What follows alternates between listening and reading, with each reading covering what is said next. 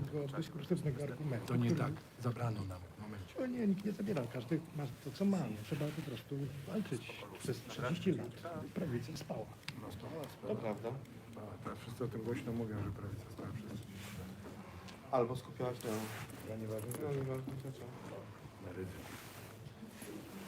Znaczy nie wiem, czy ryzyk jest nieważny, czy to tutaj...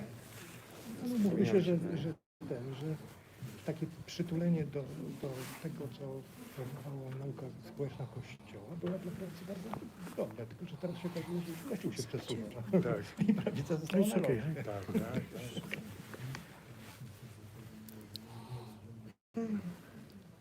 Bez zaplecza ideologicznego.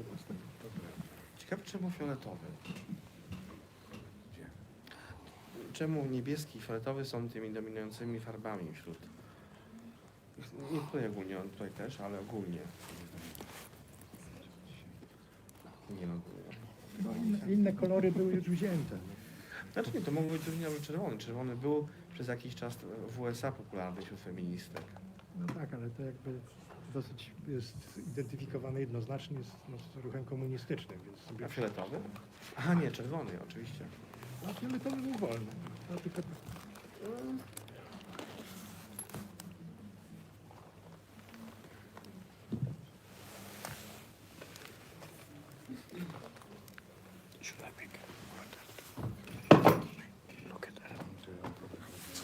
Just here.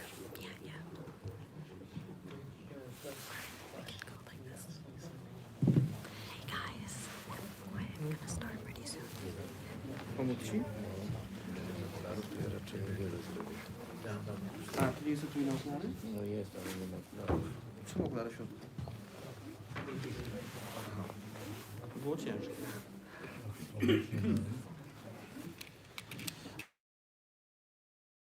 Dobra, wiesz co, ale się sobie sam to znam, to jest... Kieszeni kurtki? Czy to?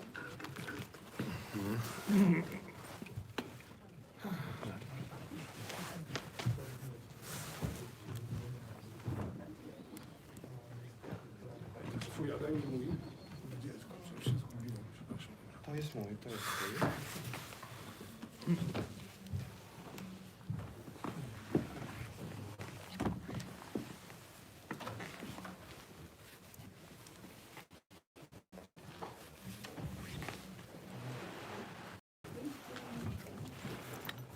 Gdzie miałeś tak? Już do tego pytania. Gdzie miałeś tak? Bardzo dobre pytanie.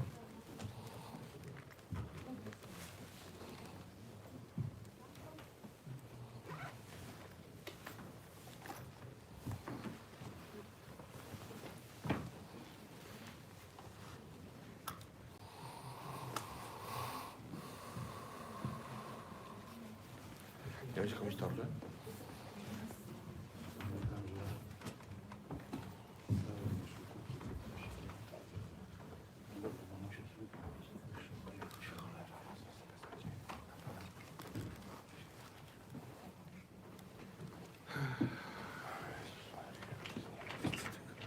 A czy nie miałeś wcześniej rzeczy położonych gdzieś tam?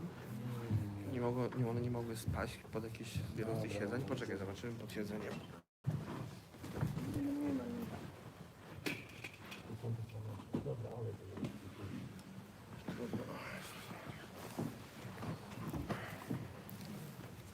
Pamiętasz, kiedy miałeś ostatni raz? Na lekcji.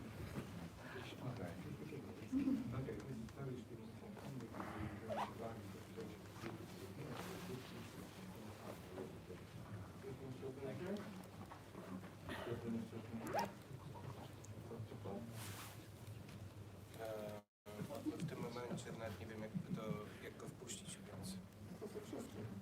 A, no to tak. No nie, no to w sumie tak. Jak go z sobą puszczasz, to jak najbardziej.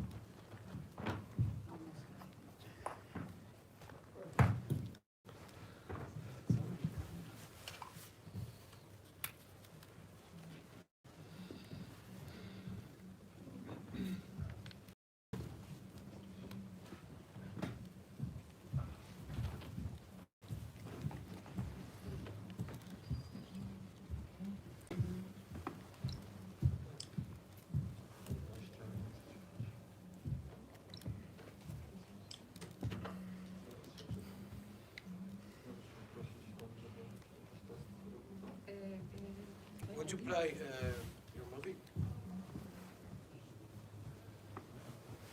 Right. It's alive. Right. Okej. Powiem kiedy.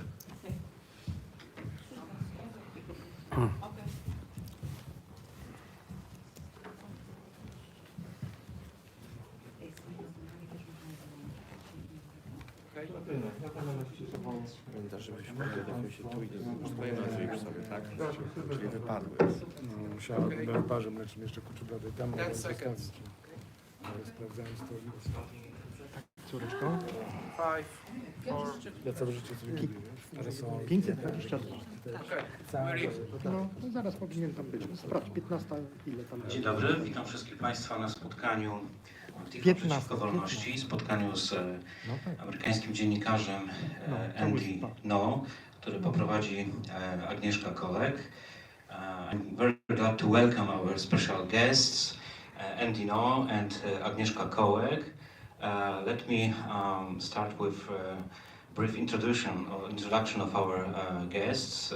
Andy No is an American journalist. He has written articles for many magazines, many newspapers, among them for Wall Street Journal, New York Post, National Review. He's also the editor-at-large of the Post Millennial. This year he published a book entitled Unmasked, Inside Antifa's Radical Plan to Destroy Democracy. You can see the book here. And the book soon became a bestseller in the United States. Today he will talk about his experiences with Antifa and other types of street activism. Agnieszka Kolek is an artist, a curator, a co-founder of Passion for Freedom. Passion for Freedom, which is a unique art festival focusing on freedom of speech and freedom of artistical expression. She is also an author, an artist, presenting her works at the exhibition Political Art. Thank you very much for being here with us, for accepting our invitation. I welcome you again, and Agnieszka, I give you a floor. Thank you. Before we start, I wanted to warmly invite everyone, also people that are watching live streaming on Facebook, to come to see the show, the political art show here in the castle. I think it's very important to see the works and to appreciate them and appreciate the artists for what they, the risk they've been taking in their lives, to just observe the reality around them. And I would like to remember Lars Vilks, a friend of mine, an artist and an art historian that died in a tragic car crash on a Sunday. In Warsaw, in a free country, you can see the biggest collection of his works now, and you have a chance to go and see this work until the 16th of January 2022. I urge you to come to Warsaw and see these works. Wherever you are in the world, get a ticket, get on the flight, and come and see the works. Now, I'm honored to have Andy here as my guest. We thought that we're going to have a conversation. He prepared a PowerPoint with also interactive media to present what he's observed in his reporting, in his work reporting on the actions of Antifa and in general far-left movements in America. I thought the best to start would be for Andy to just do a brief introduction, and then we're going to work together with this presentation. I will be asking him questions, and we move smoothly through that. And then I think we would open the floor to the questions from the audience, and I'm not sure, maybe also on the Facebook we might have some questions coming up, so we make sure that there is time allocated to that as well. So Andy, if you please start. Well, first, thank you so much to this museum for inviting me. It is truly an honor to be able, for the first time, to present in the context of being in solidarity with artists whose works have been either faced censorship or calls for censorship. And this is my first time speaking in Europe, and it's my honor to do it in Poland. I think what ties me into fitting in the context of the political art exhibit that's happening right now is that there's an attack on the freedom of the press in America if you dare to report on subjects or topics that counter what the legacy establishment press wants you to believe, as well as politicians and institutions and cultural institutions as well. And what you hear every day in America is that the only threat of extremism that exists comes from the far right. Now, one of the misconceptions about me and my work is that there's this perception out there that I write about Antifa because it's in defense of the far right. It's not true. My parents were political refugees to Vietnam. They escaped the communist regime of Vietnam. They lived through a revolution and regime change and were imprisoned in re-education camps and sentenced to hard labor in the 1970s. And so for me, having American citizenship means much more than the passport that I hold. It carries with it this need for me to honor the history that came before me and those who fought for the freedoms that I and most of my peers really take for granted. So I don't have the luxury of a lot of journalists to dismiss threats to the American Constitution and the American Republic. Certainly the violent threat from the far right exists. That's undeniable.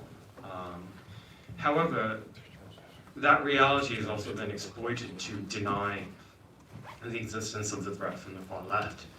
And when I was a student journalist back in 2016, I didn't know anything about what Antifa was. I was in Portland, Oregon at Portland State University. I worked as an editor for the student newspaper. And one of the assignments that I was sent to cover was the protests that were organized after it was announced that Donald Trump had won in November of 2016. Now I live in Portland, Oregon. Portland, Oregon is in the northwest of the United States. It's a very, very left-wing city. I would say it's a political monoculture.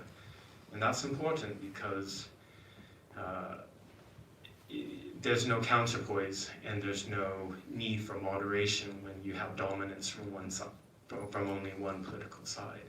So the reaction in my city was not just to protest the election results, it was actually to call for political violence. They took to the streets and started fires, breaking into businesses and properties, and declared that the election was illegitimate and therefore any expression of political violence was tolerated. And what I witnessed on that night as this naive student journalist were mobs of people dressed in black uniforms with their faces covered. This was pre-COVID, so at that time it was unusual, carrying melee weapons like bats and crowbars and carrying rocks in their backpacks to smash out cars one by one, businesses one by one, and the whole city was overwhelmed for 3 days. We had 3 days of rioting because of the election. And for the next 5 years, what we saw was, instead of a realization that we have a far-left extremism problem, not just in Portland, but in other liberal cities in America, the narrative we were told that was that any reaction in opposition to the Trump administration was legitimate and that people needed to resist by any means necessary. And if that involves political violence, if it involves looting, if it involves arson, and if it needed killing, then it's fine. I wanted to brought this to attention to the audience that you've been attacked, and not only once, but actually twice, and I wasn't aware of the second attack. So the first time you were attacked and you ended up in hospital, and that was really serious. You could have died that time because you had a brain hemorrhage, and and you could have lost your eyesight because it wasn't a milkshake, it was actually some kind of a chemical mixture. So you know the risk of that. So can you tell a little bit more about how the violence manifests itself, and you being aware of the violence, why do you think it's so important that you yourself take that risk to report? Are there no other journalists to report it? There are very few who do it, because if you dare to show up, and you don't even have to provide critical commentary, you can just have the camera out to document what's happening, and what's happening is organized violence on the streets of American cities. The journalists will get targeted normally with robbery, assault, and if you keep doing it, then keep showing up, as I did, because of course in the beginning I was harassed, I was threatened, and I refused to back down. I was perhaps foolish. I thought at that time that this is America, nobody's going to tell me what I can and cannot do in the public space to document public events. I'm going to do it. And I did so, and then in 2019 they beat me very severely in downtown Portland, stole my camera equipment. That was the least of my troubles, because they bashed me repeatedly on the head and the face, and then threw all these liquids on me so I couldn't see. I was hospitalized, I had a brain bleed, so I could have died from that. And that, I mean, that, what happened to me, and then the reaction from the mainstream press was, well, Andy's a provocateur, he's a conservative journalist, he's right-wing. So like you were asking for it, right? Exactly. And that's a theme. You see that repeated a lot in a different context on this continent, particularly whenever there are jihadist attacks that happen from country to country. The liberal apparatus of the press and chattering classes, instead of focusing on the perpetrators of violence, then focus either on the individuals or the society for some type of blame. So one thing that we hear a lot in America, and you see it printed and repeated all the way up to the executive level, the president, is that Antifa is an idea that it doesn't really exist in organized form. I've spent now years reporting and looking into the American manifestation of this movement to better understand it. And the thing with the statement is that Antifa is an ideology. That statement in itself it's not false. It is an ideology, but I think it's really analogous to the radical Islam, for example. Radical Islam is not a group. There are many organizations, and there are those who don't even belong to an organization, who just follow in the ideology, can be entirely radicalized either as an individual, as a small cell, or in a small network.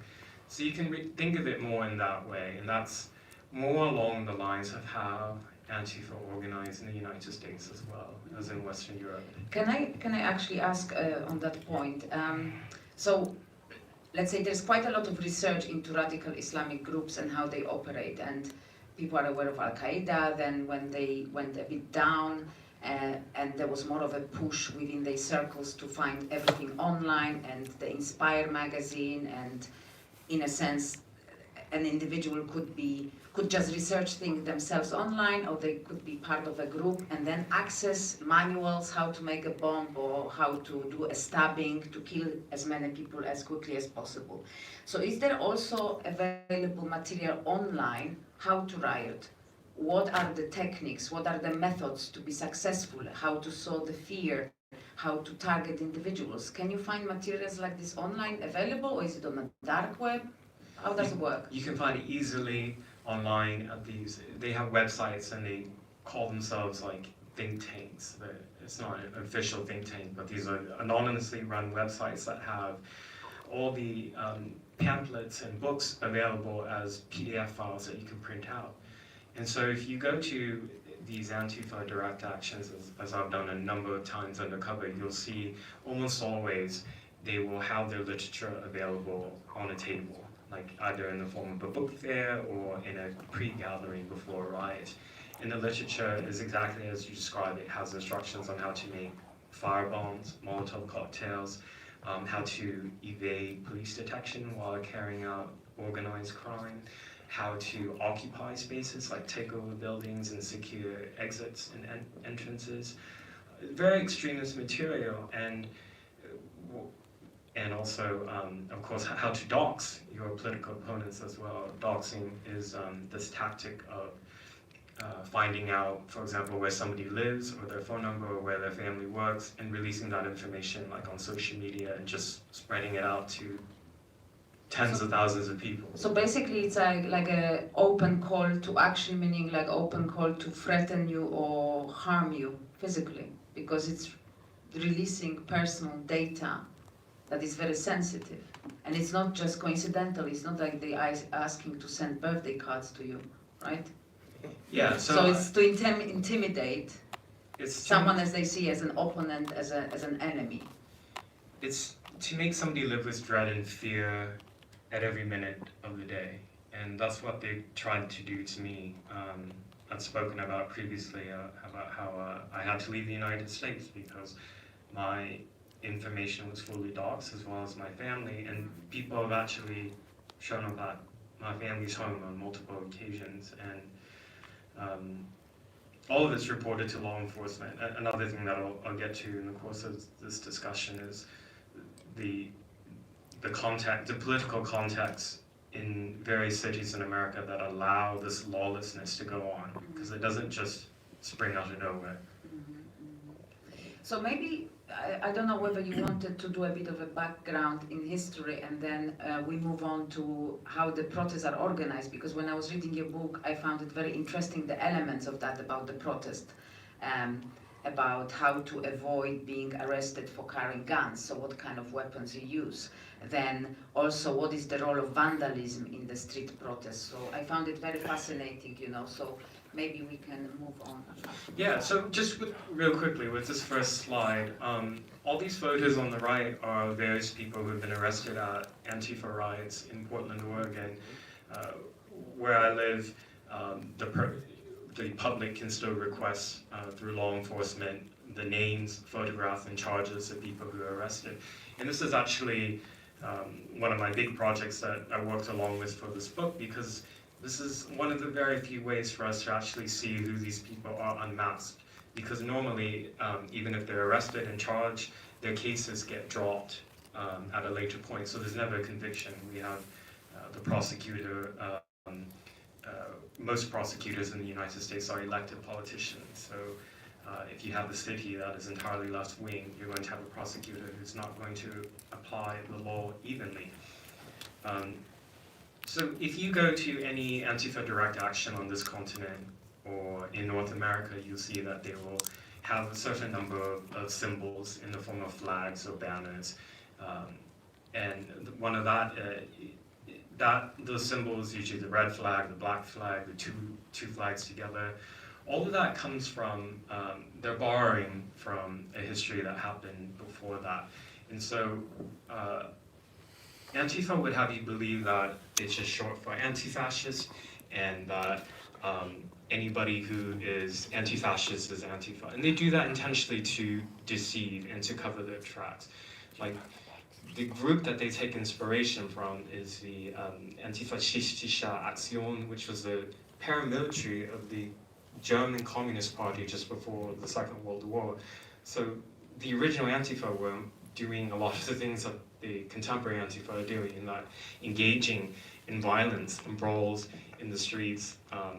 The communists in Germany before the Second World War were involved in a number of uprisings to try to destabilize the Weimar Republic. They had a big role in polarizing the public, and this is a history that the Antifa rely on. I guess they rely on the ignorance of this history in the public to sort of fool just the average person into thinking that the original Antifa were great groups was a great group that opposed the Nazis. But no, if you actually looked at what the original Antifa did, what the people they were fighting were the Social Democrats, and then we were trying to overthrow the government of the Weimar Republic. So their history is in fighting and opposing liberal democracy, which is their agenda today, actually.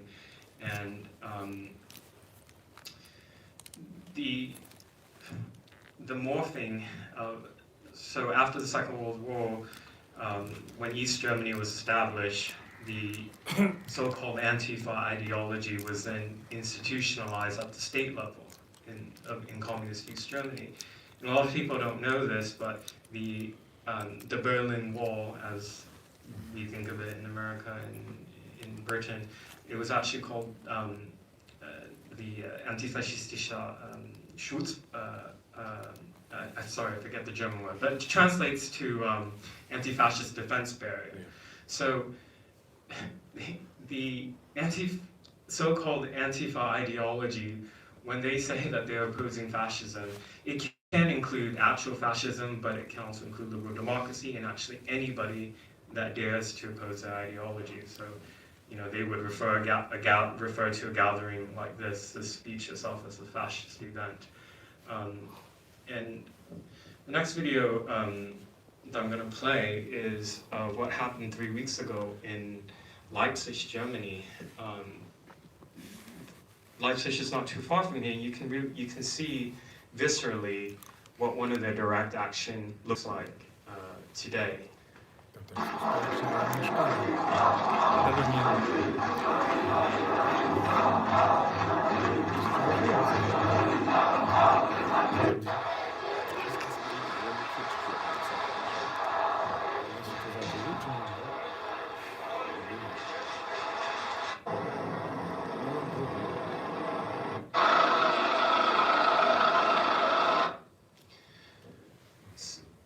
So what happened in Leipzig 3 weeks ago, thousands of Antifa from all over Germany descended on the city in the east to hold their protest march that inevitably always leads to violence. So they were destroying property, creating barriers in the street for an autonomous zone, and started fires. And they gathered to intentionally intimidate the prosecutors and investigators who is prosecuting one of their comrades who's accused of orchestrating a violent attack on some victims.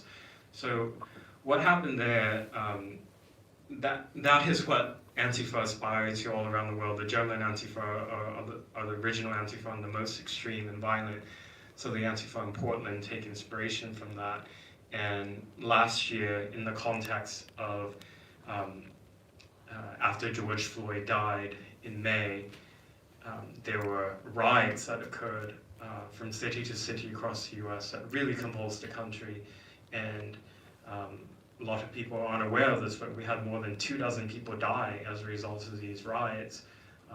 In my city, in Portland, Oregon, is where the riots lasted the longest. And being there on the ground, it was really surreal because night after night after night, you saw scenes like that of people taking to the streets, occupying a large part of downtown, trying to burn down the federal courthouse, and doing it all in the name of so-called anti-fascism and anti-racism, and having the support of the local press, the national press, as well as the Democrats in elected office. That was really surreal. On that note, what came to my mind is that reading your book, that one thing is that there is the ideology that it's well hidden from the main view of the public, but then whatever is in the public sphere that could really raise the temperature and the public can get very emotional about, they use that as a means for their own agenda. So leaving aside whether there is institutionalized racism or not in America, because that is a separate conversation, they use this very difficult situation and then orchestrate it towards their own goals. And later on, as you will show your presentation, there are some videos that they show exactly how it looks and how it's been shown in the mainstream media. It was usually said like, oh, they are mostly peaceful protests and so on, but actually what you see, it's extreme violence, well prepared, well organized. So I find it quite interesting that they would wait for these moments, and depending on the society where they are embedded, they would choose the subject that is the most inflammatory, and they try to bring the flames higher, and then they try to travel on these flames to achieve their goals. So that's interesting, and also the tactic that they assess the situation in a country, how far they can go with vandalism, whether this is the point to start burning things, or whether this is just the point to do the graffiti, just to deface the buildings. Yes, I'm so glad you brought that up, because it's not just out of nowhere that you have seen this photograph was taken in Portland only shortly before I was beaten in the summer of 2019. It's not just out of nowhere that something like this can spring up and you have months and months of organized nightly street violence. Antifa's ideology, it's this fusion of anarchism and communism. They believe that the communism that was done in the 20th century was wrong because it was instituted from the top down. They believe that it can actually be instituted from the bottom, essentially getting rid of states and borders and organizing communities in communes. That's the ideology. There's a lot of theory behind it. It's obviously not really appealing to the masses. And so how they've been able to really successfully mainstream themselves is to exploit certain political events that happen. So in the United States, the election of Donald Trump was used as the pretext that America had voted in a fascist, and therefore now it was up to everybody to oppose by any way possible this new regime. And what was really unfortunate is that they had support from the establishment press, news media, repeating these lies and narratives and really poisoning the minds of the public and radicalizing the public, making the mainstream left much more tolerant of extremists among their midst in these protests. That's how these protests, which start off peaceful, many of these left-wing demonstrations, and then you have a faction inside that is ready for violence, just take over, and it just happens over and over, and the mainstream left are afraid of criticizing the extremists on their side. One of the often when the press and liberal establishment talk about the threat of political extremism in the US, they'll point to the far right because the far right have been involved in a number of documented killings. And so there's an actual body count number, and then they'll say, well, Antifa haven't killed anybody. I think that when you have, that's not a really useful metric, I think, in measuring extremism. Lethality is important, but when you have a movement that is involved in destabilizing the locality, radicalizing the public, and instilling fear in the population, but not necessarily killing, like that's also very important, and these other variables aren't being factored in and analyzed. Some of these next photos are a little bit graphic, so just a warning. So on the day that I was beaten in 2019, there were 7 other people who were victimized, assaulted. I just wanted to show some pictures from there so that the public can really see with their own eyes like what it looks like to bash somebody on the head with a baton or a rock, something like that. That doesn't necessarily kill them, but maims them and causes severe injury. So this is one of the, this man's name is John Bloom. He was hit on the head with some type of melee weapon by Antifa on the same day I was attacked. There's another individual named Adam Kelly who was hit on the head with a baton. The person who did this was actually caught and convicted. He remains one of the very, very few who have been convicted successfully for carrying out violent crimes. And but like the violence has been escalating for the last 5 years, particularly in the Pacific Northwest of America, and I had been trying to warn the public and to warn local government that there's an issue here in the city. It's not being addressed, it's actually being denied, and if you bring it up, you are presented as a problem. And then what it led to was we had a, sorry, let me just pause real quick. That was me in 2019 when I was beaten and hospitalized. But last year, during the course of the riots that were happening every night, there was a self-identified Antifa member, because he had a manifesto, Michael Rhino. He shot dead a Trump supporter in downtown Portland. That's the body of the person who was murdered. And so nobody remembers this victim's name. Nobody cares to. The press was really cruel in its coverage of this man's murder. And nobody rallies behind standing up for this person who was killed.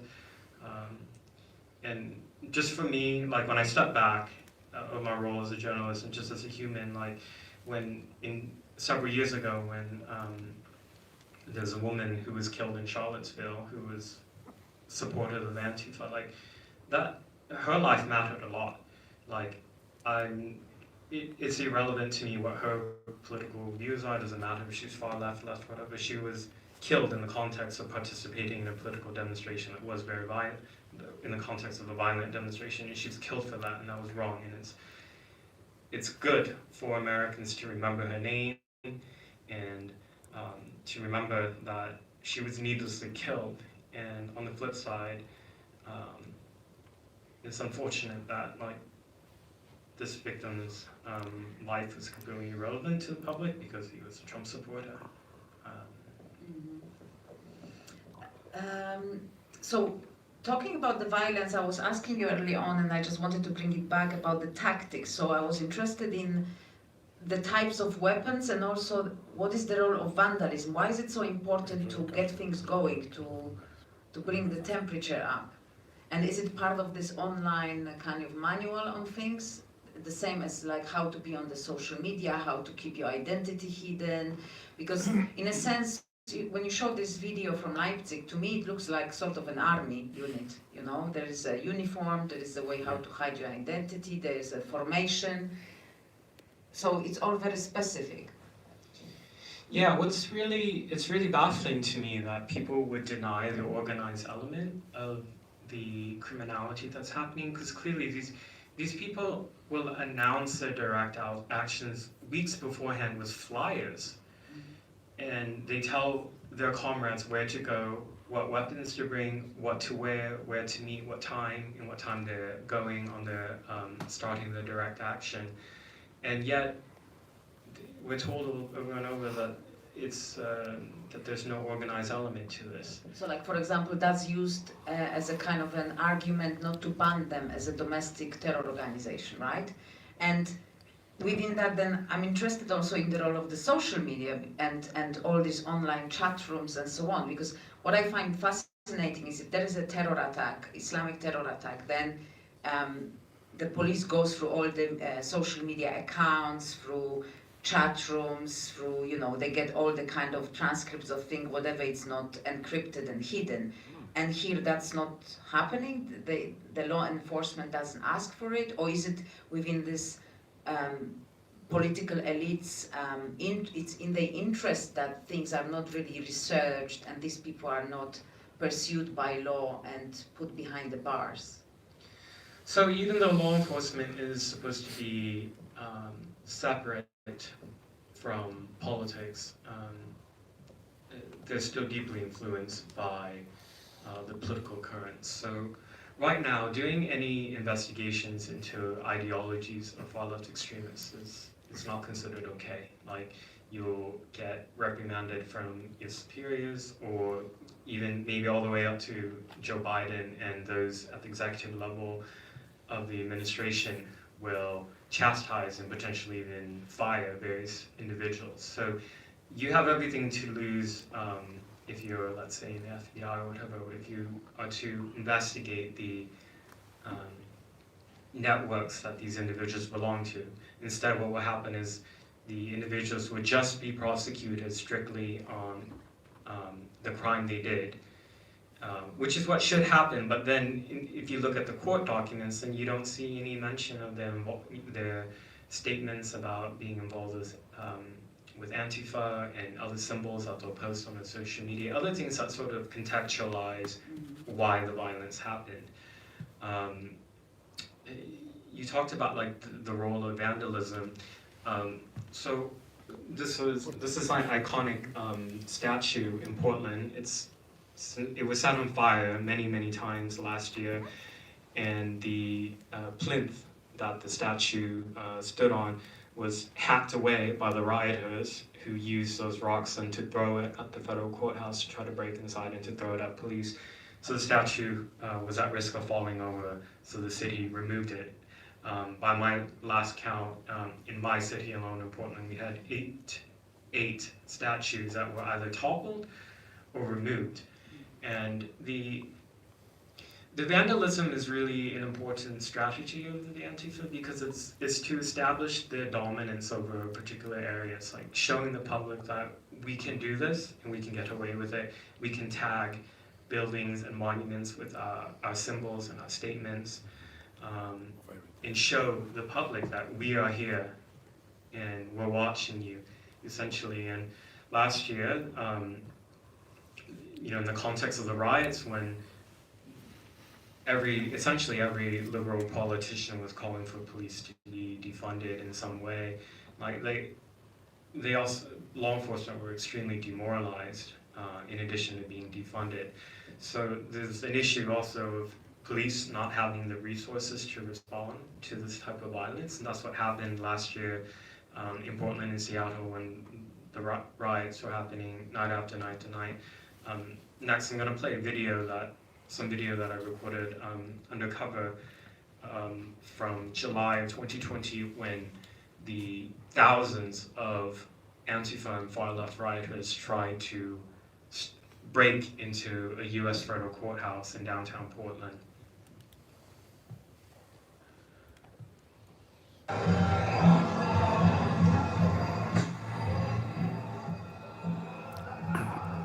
So that, you see those lasers?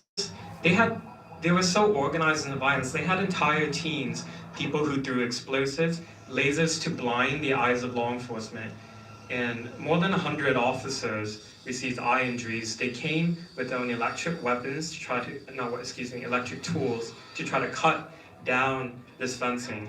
And I was reporting this, that individual came up and asked him to stop. And then all these people around threatened to beat him up. So then he just left and they continued, as you will see, trying to break down this barrier.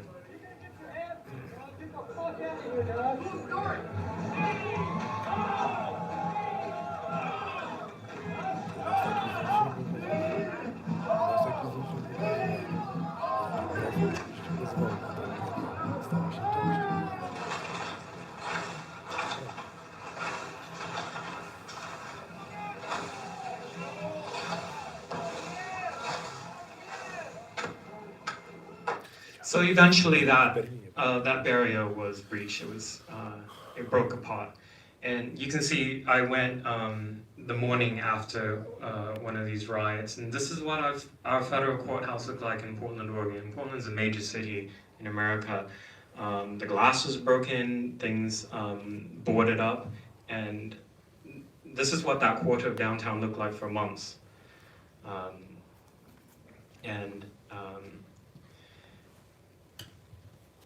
So these are 4 photographs of 4 of the 8 statues that were toppled in Portland. The top left is Abraham Lincoln. Top right is President Roosevelt. The bottom right is George Washington. So Antifa, just with their impunity, were just attacking every symbol of the city's history. And it's part of their ideology. It's not just vandalism for the sake of vandalism. I mean, that's part of it. A lot of them get caught up in the lawlessness and being allowed to do anything and everything.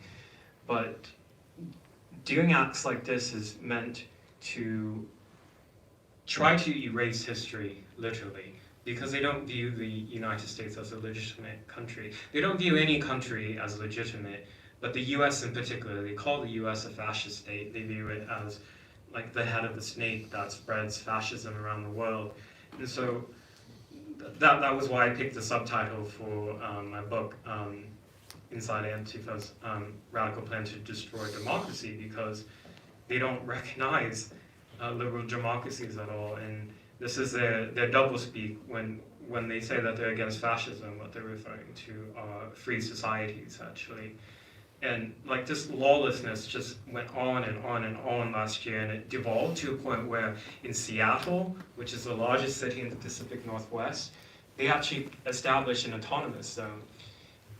I went there, and it was, I didn't feel like I was, like this could happen in America. It felt really like they actually took over 6 blocks of city property and had checkpoints, multiple layers of checkpoints. And so you see the barriers here, and it looks like, you know, these are people just standing around, but if you go there, they have guns out, and they ask you, who are you? And this was in America, and it was allowed to go on for 3 weeks in a major American city. There was a police station in the middle of that. The police had to evacuate.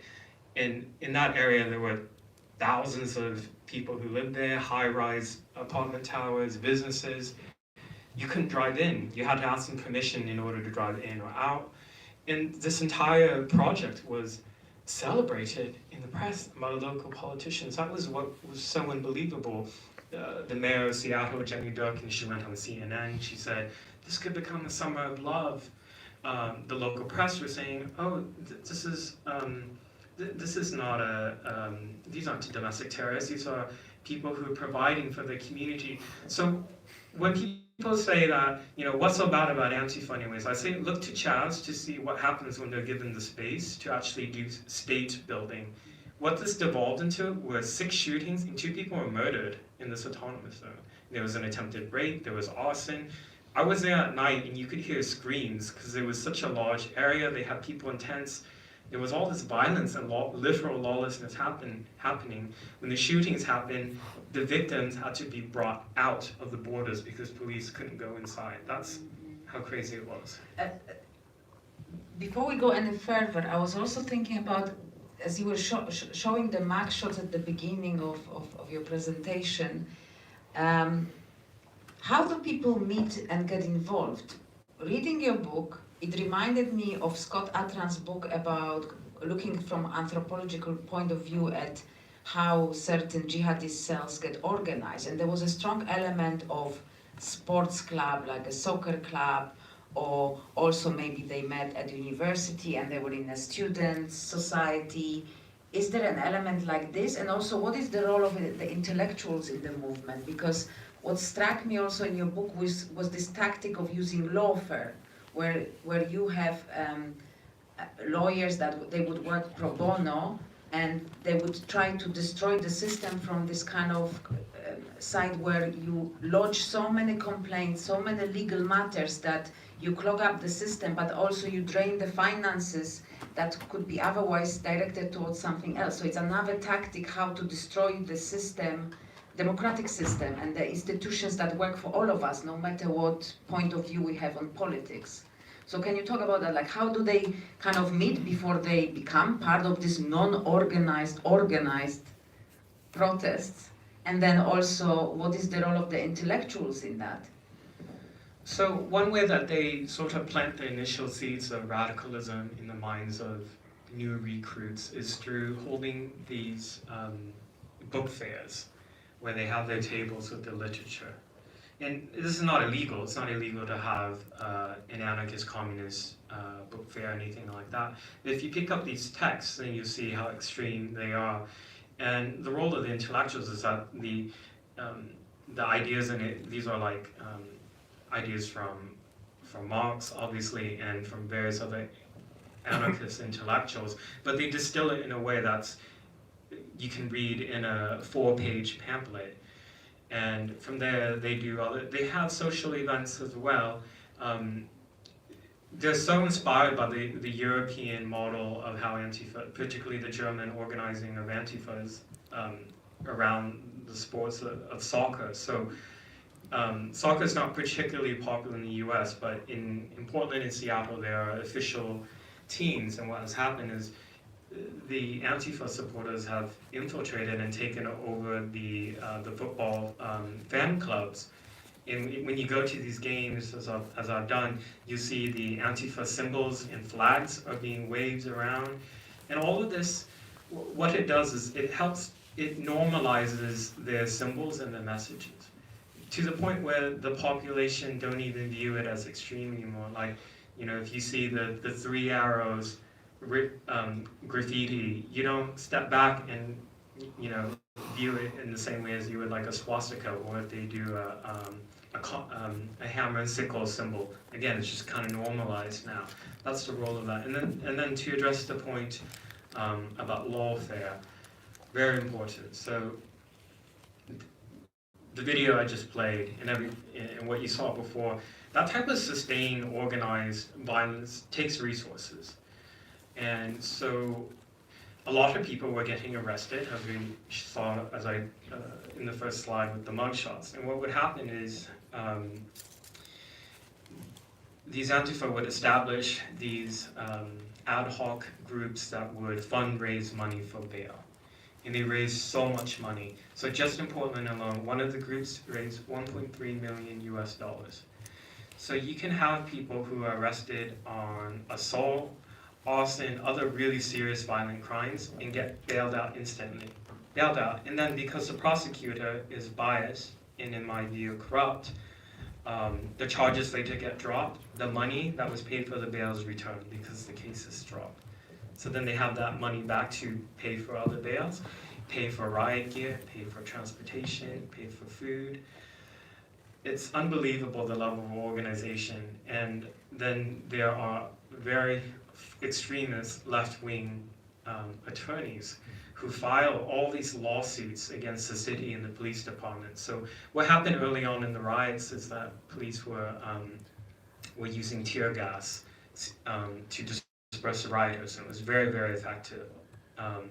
And then all these lawsuits came in against the city, against the police department, saying that the use of tear gas was too indiscriminate, that it was affecting people who lived nearby. So then a judge would place an injunction and prevent the police from using tear gas. Another one was when the rioters were trying to burn down the federal courthouse. Because that's federal property, federal law enforcement had to protect it. But in the streets in front of the court, that's part of the city, and normally that's supposed to be policed by the local police, but the mayor, being left-wing and trying to please the constituents, issued a decree prohibiting local law enforcement from cooperating with the federal government. So these are like all the things that have to fall into place for that to happen, what we just saw. So it's been coming and going through our conversation, the fact that everything started to get more violent and more prominent since the election of Trump. Now we have a new president, Biden, and has anything changed? Because my observation, and I might be wrong, you can correct me, is that it looks a little bit that to the Democrat Party, they were a bit useful to create this impression that the whole world is getting out of control and it's all at the hands of Trump and his bad style of governing. And once we get back in power, things will get back to normal and calm and civilized. And is that the case?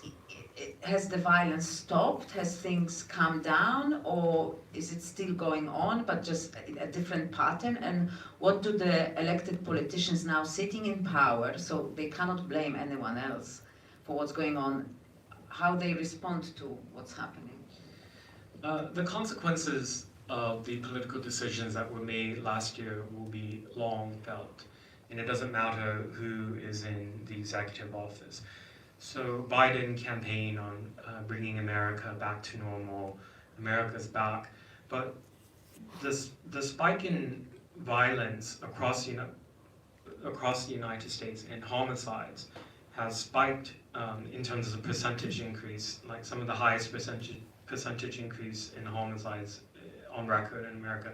In Portland last year, after George Floyd died, and in the midst of all the riots, the local politicians abolished the gun violence reduction team of the police because they said police are racist.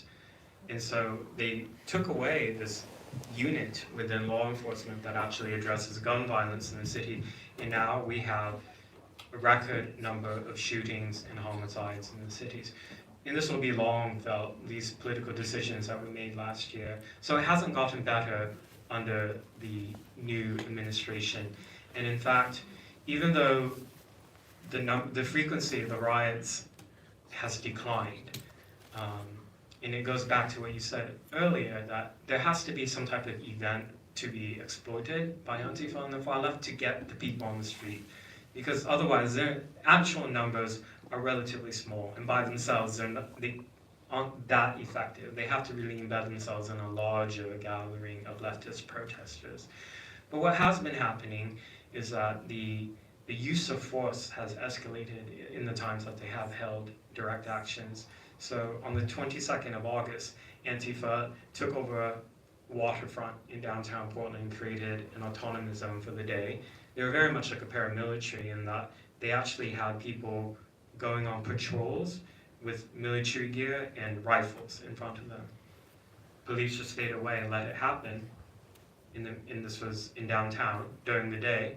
And then later on in the day, they confronted a 65-year-old man they accused of being far right. It was a random citizen walking in the street. There was a shootout, and one of the Antifa shot at him. Fortunately, nobody was injured in the shootout. The man surrendered himself. He was arrested and charged. The Antifa escaped, still at large today. Then 2 weeks after that, in a nearby city in Olympia, Washington, Antifa engaged in another shooting and actually shot somebody. And that person was recently apprehended. So this is so this is what I mean when I say like it's getting worse in a different way. Mm-hmm. It's not the same nightly violence that we're seeing as before, but the weapons that they're bringing out and are willing to use now are weapons that will kill. You had some documents you showed me because there's like this pattern. So I heard and read that quite often when the politicians are being asked to designate them as a domestic terror organization, then there's not enough evidence and it cannot be proven and so on. So would you be able to show them and to explain, especially with, when you have the evidence online, then obviously it's wiped out and we see the papers from the court, and can you elaborate on that, please? Yeah, so these two headlines is really emblematic of what the legacy press in America says about Antifa, which is again and again to repeat this mantra that there's really no evidence for Antifa. And the thing is, if you look at a court document and it says this person is accused of, let's say, felony arson or felony assault and felony rioting, it doesn't say anything about what they believe, what networks they're a part of. You would have no idea. And the press then says, see, no evidence of Antifa. Well, I mean, this is then my role where I step in as a journalist, and what other journalists should do is you should then look in who the suspects actually are. So that's one of the charging documents. So you see this suspect, Ryan Howe, these lists out the charges: to incite a riot, to organize, promote, encourage, participate in a riot. It doesn't say anything about Antifa, and it wouldn't. But then I go and I look at the social media, which nobody bothers to look at. Oh, well, look at that. So, and I have so many examples of this. So it drives me, it does my nut in that to hear over. There's no evidence for that. The evidence is there, you're just not looking. And then, of course, very quickly after these people are arrested, they'll delete anything that exists online. But I try to save whatever I can find. This was in Portland. This was at the start of the rioting. This criminal complaint here was probably one of the most illuminating. So this individual, Emilia Chavrovitz, she was reported to police by her housemate and according to the criminal complaint, her housemate said that she came home and told her that she participated in the riot, in the arson attack, that she's part of Antifa, and that she was looking forward to going out again so that she could hopefully kill police. this wasn't reported at all in the local press or the national press. Like nobody bothered to quote from this is actual court document. And of course, this person was charged with a number of crimes and the case was dropped. And that just happens over and over. We have more than 1,000 people in my city alone, Portland, that were arrested at the riots last year.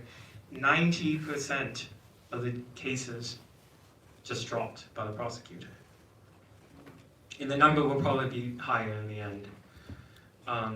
This isn't, one of the things that people don't talk about a lot is that Antifa don't just attack like law enforcement in businesses, in statues. They also go after symbols of Christianity.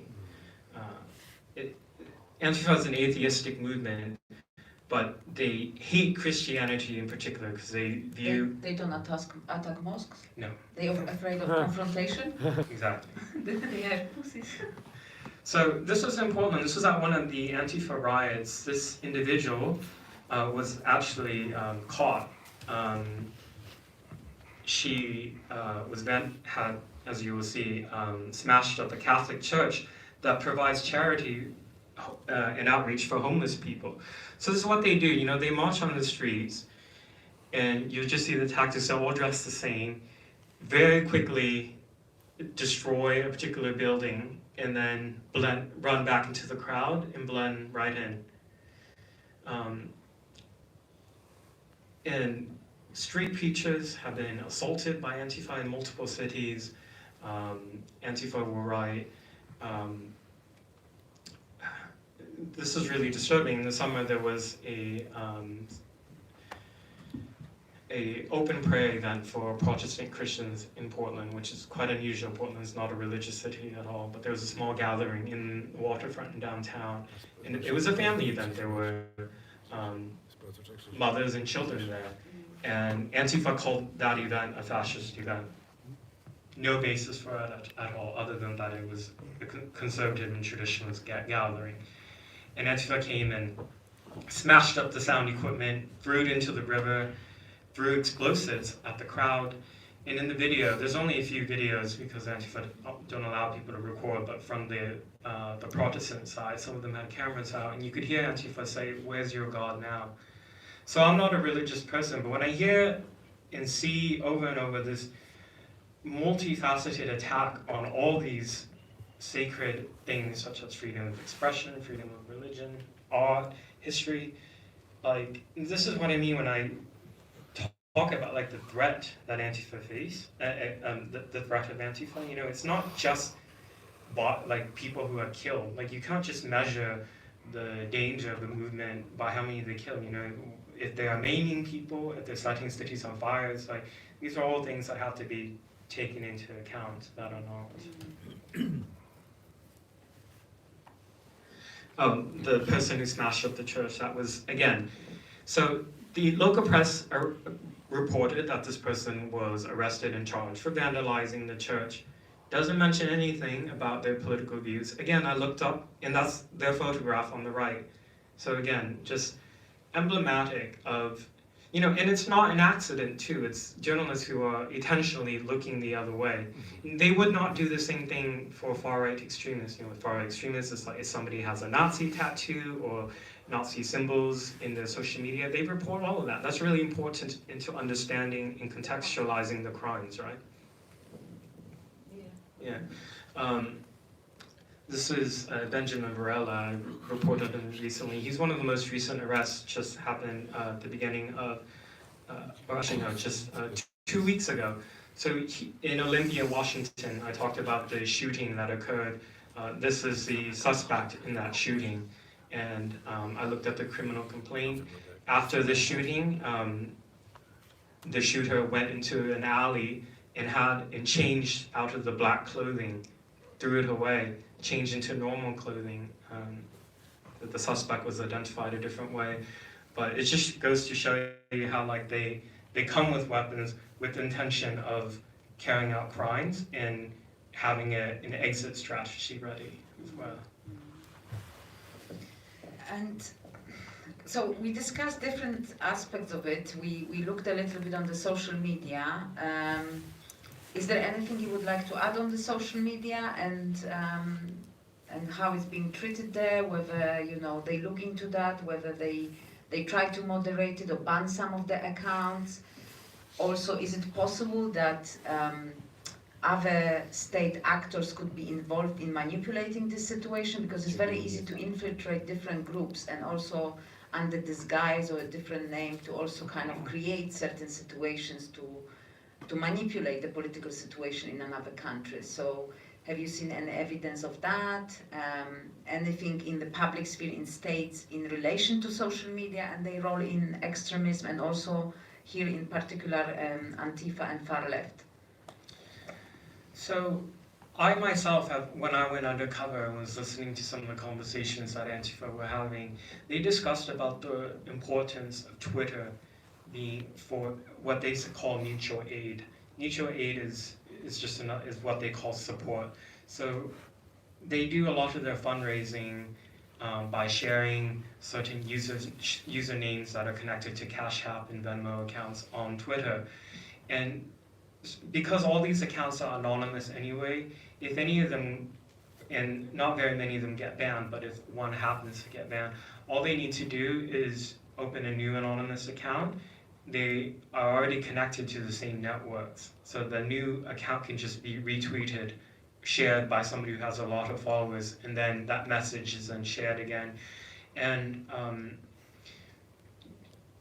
Facebook and Instagram and Twitter, they talk all about wanting to clamp down on incitement to violence and political extremism and glorification of violence. But you go on Twitter, you'll see every minute Antifa calling for violence and organizing violence. And I bring attention to some of these accounts, the accounts that organize the riots every night in Portland, and the accounts are still on social media. So that's an issue with big tech. It's no secret that the people who work at these corporations are left-wing and have a political agenda.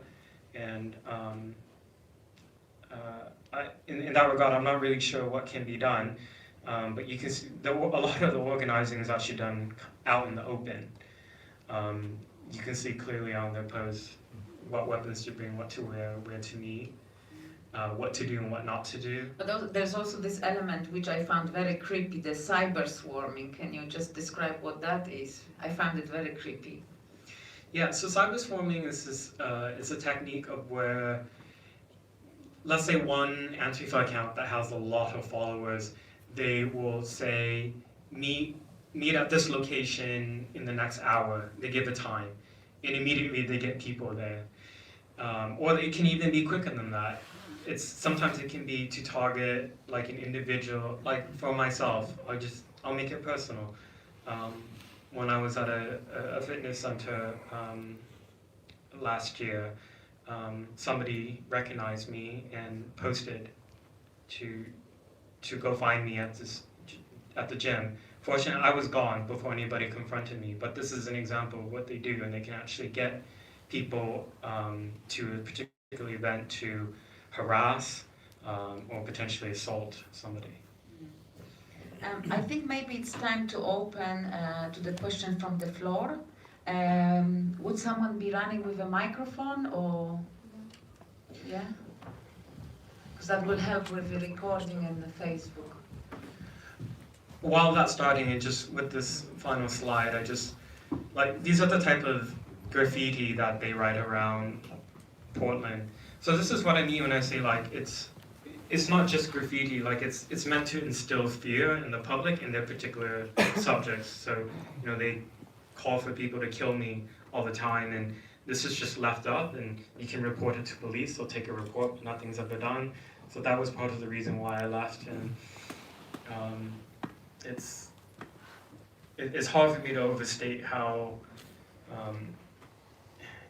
it seems like a contradiction, because obviously when I say a city like Portland allows chaos and anarchy and lawlessness, somebody from the outside, what are you talking about? You have a judiciary system there, you have a government there, you have a police department, you can go there, you can have a nice time in a restaurant and visit.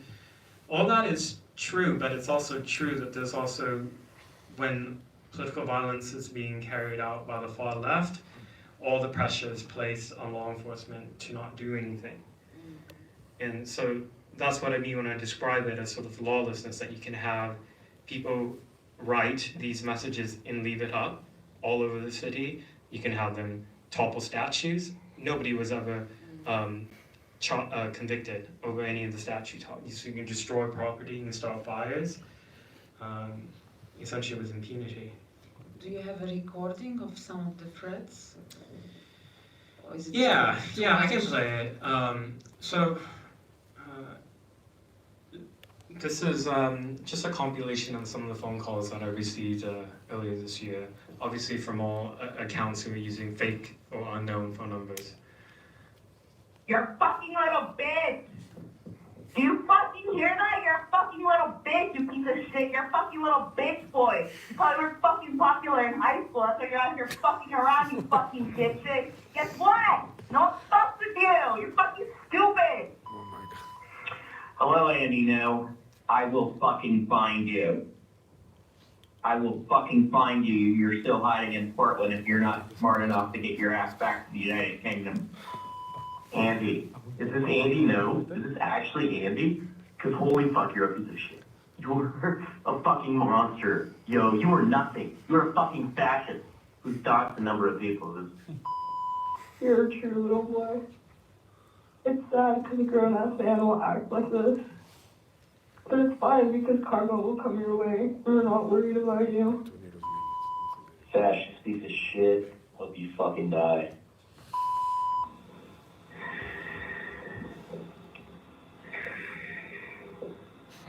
Creepy. You are a brave man. Thank you for your work, and I open to the questions from the floor. Okay, first of all, thank you very much for arrival to Poland, and I follow your Twitter profile, I think, since 2015, so very beginning. Sometimes I drop my comment. Never mind, I appreciate it.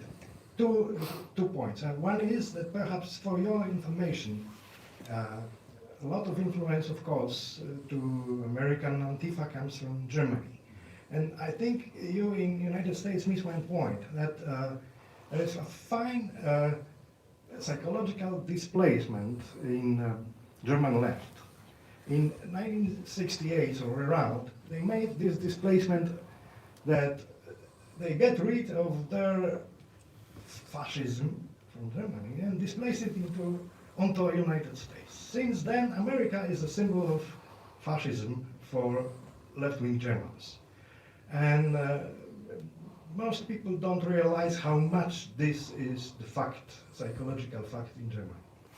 Then, coming back to the United States, I don't comment on these obvious things you said. One point is that, don't you think that let's say, the opposite side, let's say Republican side, or the liberal side, like classical liberalism, is in fact in disarray. They don't own media, or very marginalized ones, so they don't keep any symbolic power anymore. They cannot arrange foundings in a way like the left side is capable of doing. Moreover, the traditional sources of financing are withdrawing. Let's say the big capital is going to the democratic sides for a long time. And there is also ideological deficit. I would say, like Republicans are either paleo-conservatives, which are marginalized anyway because the times have changed and their paleotic point of view is not important anymore, simply speaking. It's not much the current times. Or is again grounded in classical liberal ideas of 19th century, again not aligned anymore with the modern days. So my question is, where is the thinking of American conservative liberalism at the moment? Where are the institutions of thinking for the opposite to the left?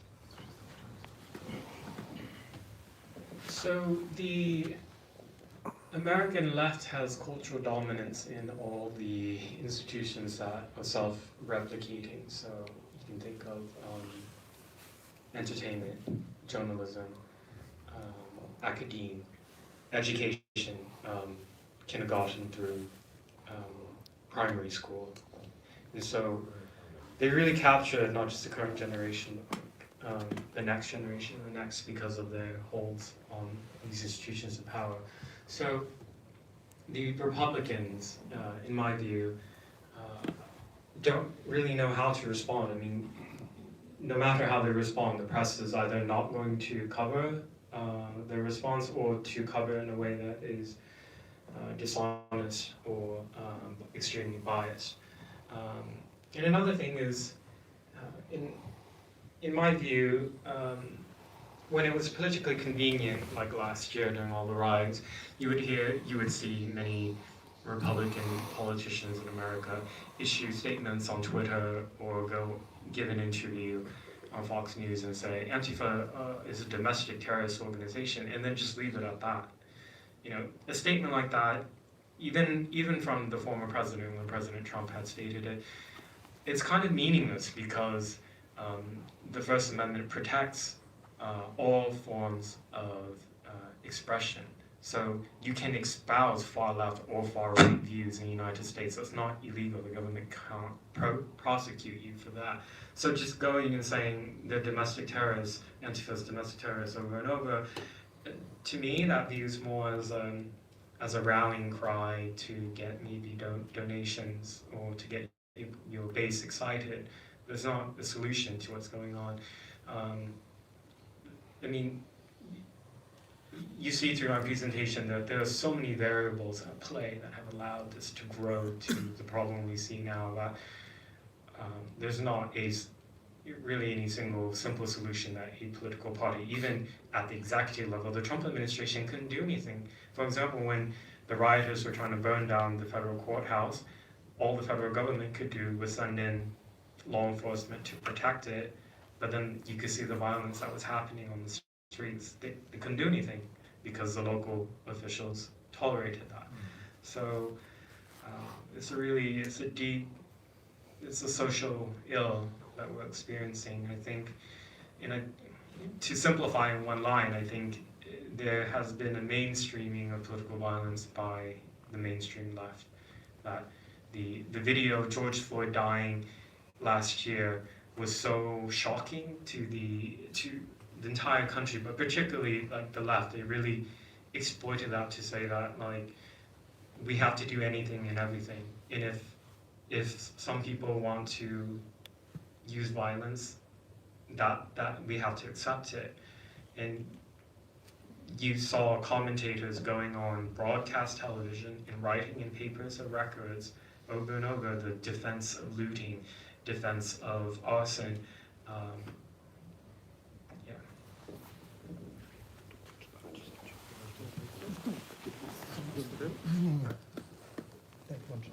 Proszę włączyć go. Masz mocny głos. 1, 2, 3. Okay, it's working. First of all, I wanted to say that I can confirm what you said about Germany. I live in Berlin, and every year there is more and more violence. For example, on the 1st of May, it's the communist holiday, so there are parts of the city where it's pointless to go to if you want to be able to leave them on the same day, because you won't be able to. You cannot take a train because the metro ain't working.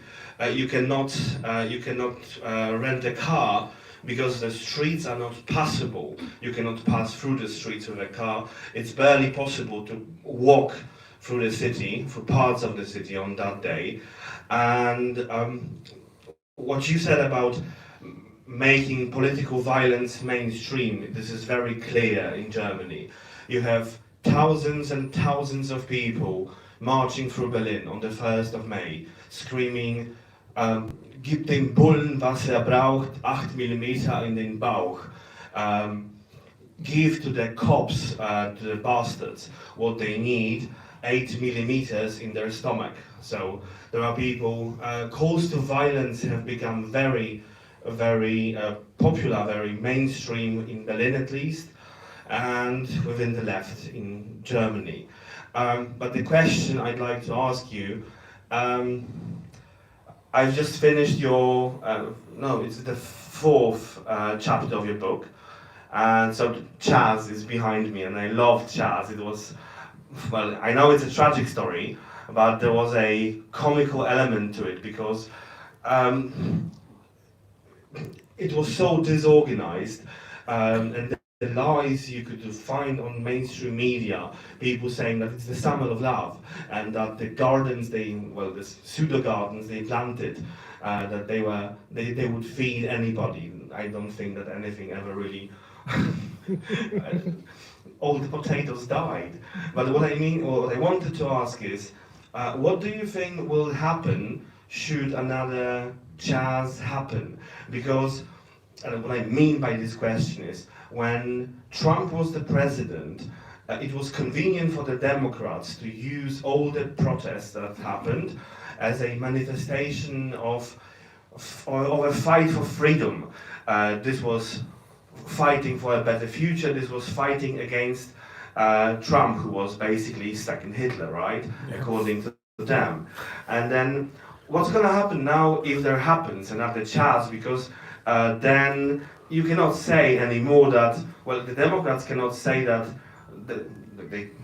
parts of the Democratic Party, I understand, people like Ocasio-Cortez are more extreme than others, so they could support them, but would mainstream Democrats support something like a second Chaz, given that they are in power now?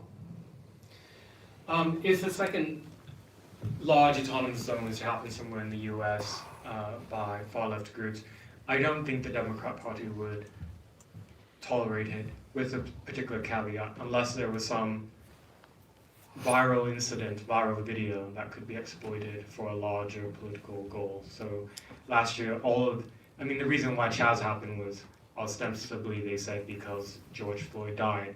Then again, that was used as a justification for carrying out months and months of open criminality. These extreme acts, they always have to latch on to something for a larger legitimacy. So, yeah. And there is no legitimacy now at hand.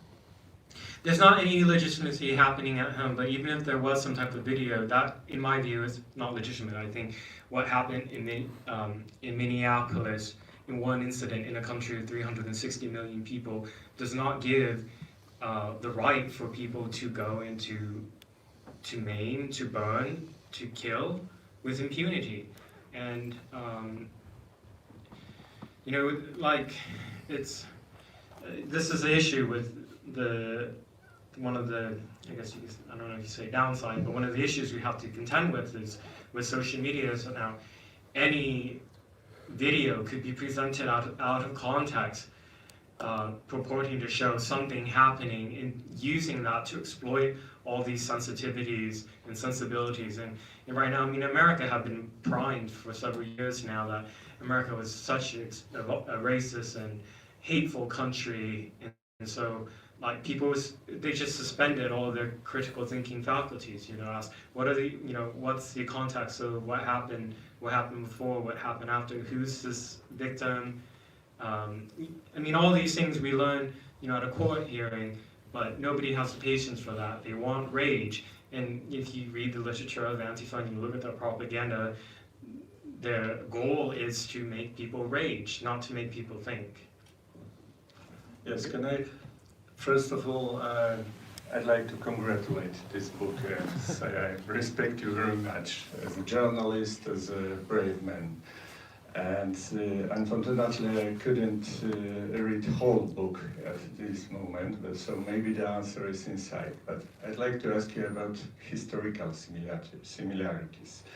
Do you think about this? Do you write about this similarities between Antifa and, for example, Sturmabteilung in early 30s in Germany? Because the SA could be easily called anti-com or something like this, anti-communistic action. It was the same way of working, you know. We are only against the big threat of Bolsheviks in this moment, and here they are talking about fascists, and like that. They are not, unless they are not fascists in a real sense. That's the first thing, and I'd like to say that reading your book, I've got under my eyelid such a very famous painter by Joe Noel Silvestre, as I remember good the name, the Barbarian in ancient Rome, toppling the statue of Roman Caesar. And I think there is something like this. We've got the Barbarian, those faces, yeah, from police files. They are not faces of civilized people. They are faces of barbarian. But in ancient Rome, this barbarian came up from outside. In this moment, in America, in the center of world, these barbarians were brought up inside. You born this barbarian, you American, sorry, I said, you born them, you educated this barbarian. How could it possible? How did it, how it happens? That's, I think that's the crucial thing. That's a crucial question. Answer must be done. There's a chapter in the book talking about the history of the original Antifa paramilitary. So I dive into the role of various paramilitaries in the Weimar Republic before the Second World War. I think if you look at the actions of the extremists who were involved in political violence at that time, let's say you strip away their uniforms, the actions from the Antifa as well as the Nazi paramilitary groups were really the same. Engaging, targeting political opponents, assaulting people, engaging in brawls in the street, intimidating political opponents with the goal of destabilizing and overthrowing the state. So in that way, I can also kind of apply a similar lens to look at the Antifa today, in that, like, you strip away the political ideology. Let's just look at their actions, what they do, and it's plainly violent extremism. And what's used as a red herring by the liberal establishment, and that includes the press in America, is that they say, well, Antifa is just opposing people on the right or the far right. To me, as a lowercase liberal, it's irrelevant to me what somebody's political views are. They should never, ever, no one, by law, should be targeted for violence because of the political views. So there's this red herring that, for example, when Antifa, if they throw a brick at somebody or smash somebody over the head or the face with a weapon, they say, well, this person was a fascist. It doesn't matter if it's true or not. That really should be irrelevant in a modern liberal democracy. Why should anybody either espousing certain views or having views that are unpopular or extreme or unpalatable, these extremists want to use that as a pretext to carry out acts of violence. And as the mainstream society has sort of tolerated and allowed and said, okay, sure, yeah, these people are deplorable. We don't care if they get assaulted or killed, whatever, they're deplorable people. Well, then the definition of who is a fascist is always expanding by Antifa. It never shrinks, and it was never narrow in the first place. In the American context too, like, you know, Americans don't really understand fascism well. You know, we didn't on American soil actually see fascism, so they have in their mind kind of more of just this amorphous enemy. So hopefully I answered that question. Thank you. Yeah, thank you. I'd like to introduce a little bit different approach to this interesting topic and related to the exhibition above us, the exhibition on political art. What are your thoughts on the anti-fascist interest in art why do they engage, like for this, in this case, in this exhibition, they sent letters to the female artist and encourage them to withdraw from the exhibition. But why is an art exhibition interesting for an anti-fascist movement? And do you think it's because they want to exploit attention from the art world, or do you think that they consider the art world as part of a domain, and that that other actors should not be allowed to make exhibitions? A great question, and by the way, for the audience, this is Jan Lundberg. He's the co-curator of the exhibit. So first, thank you for your role in making this happen.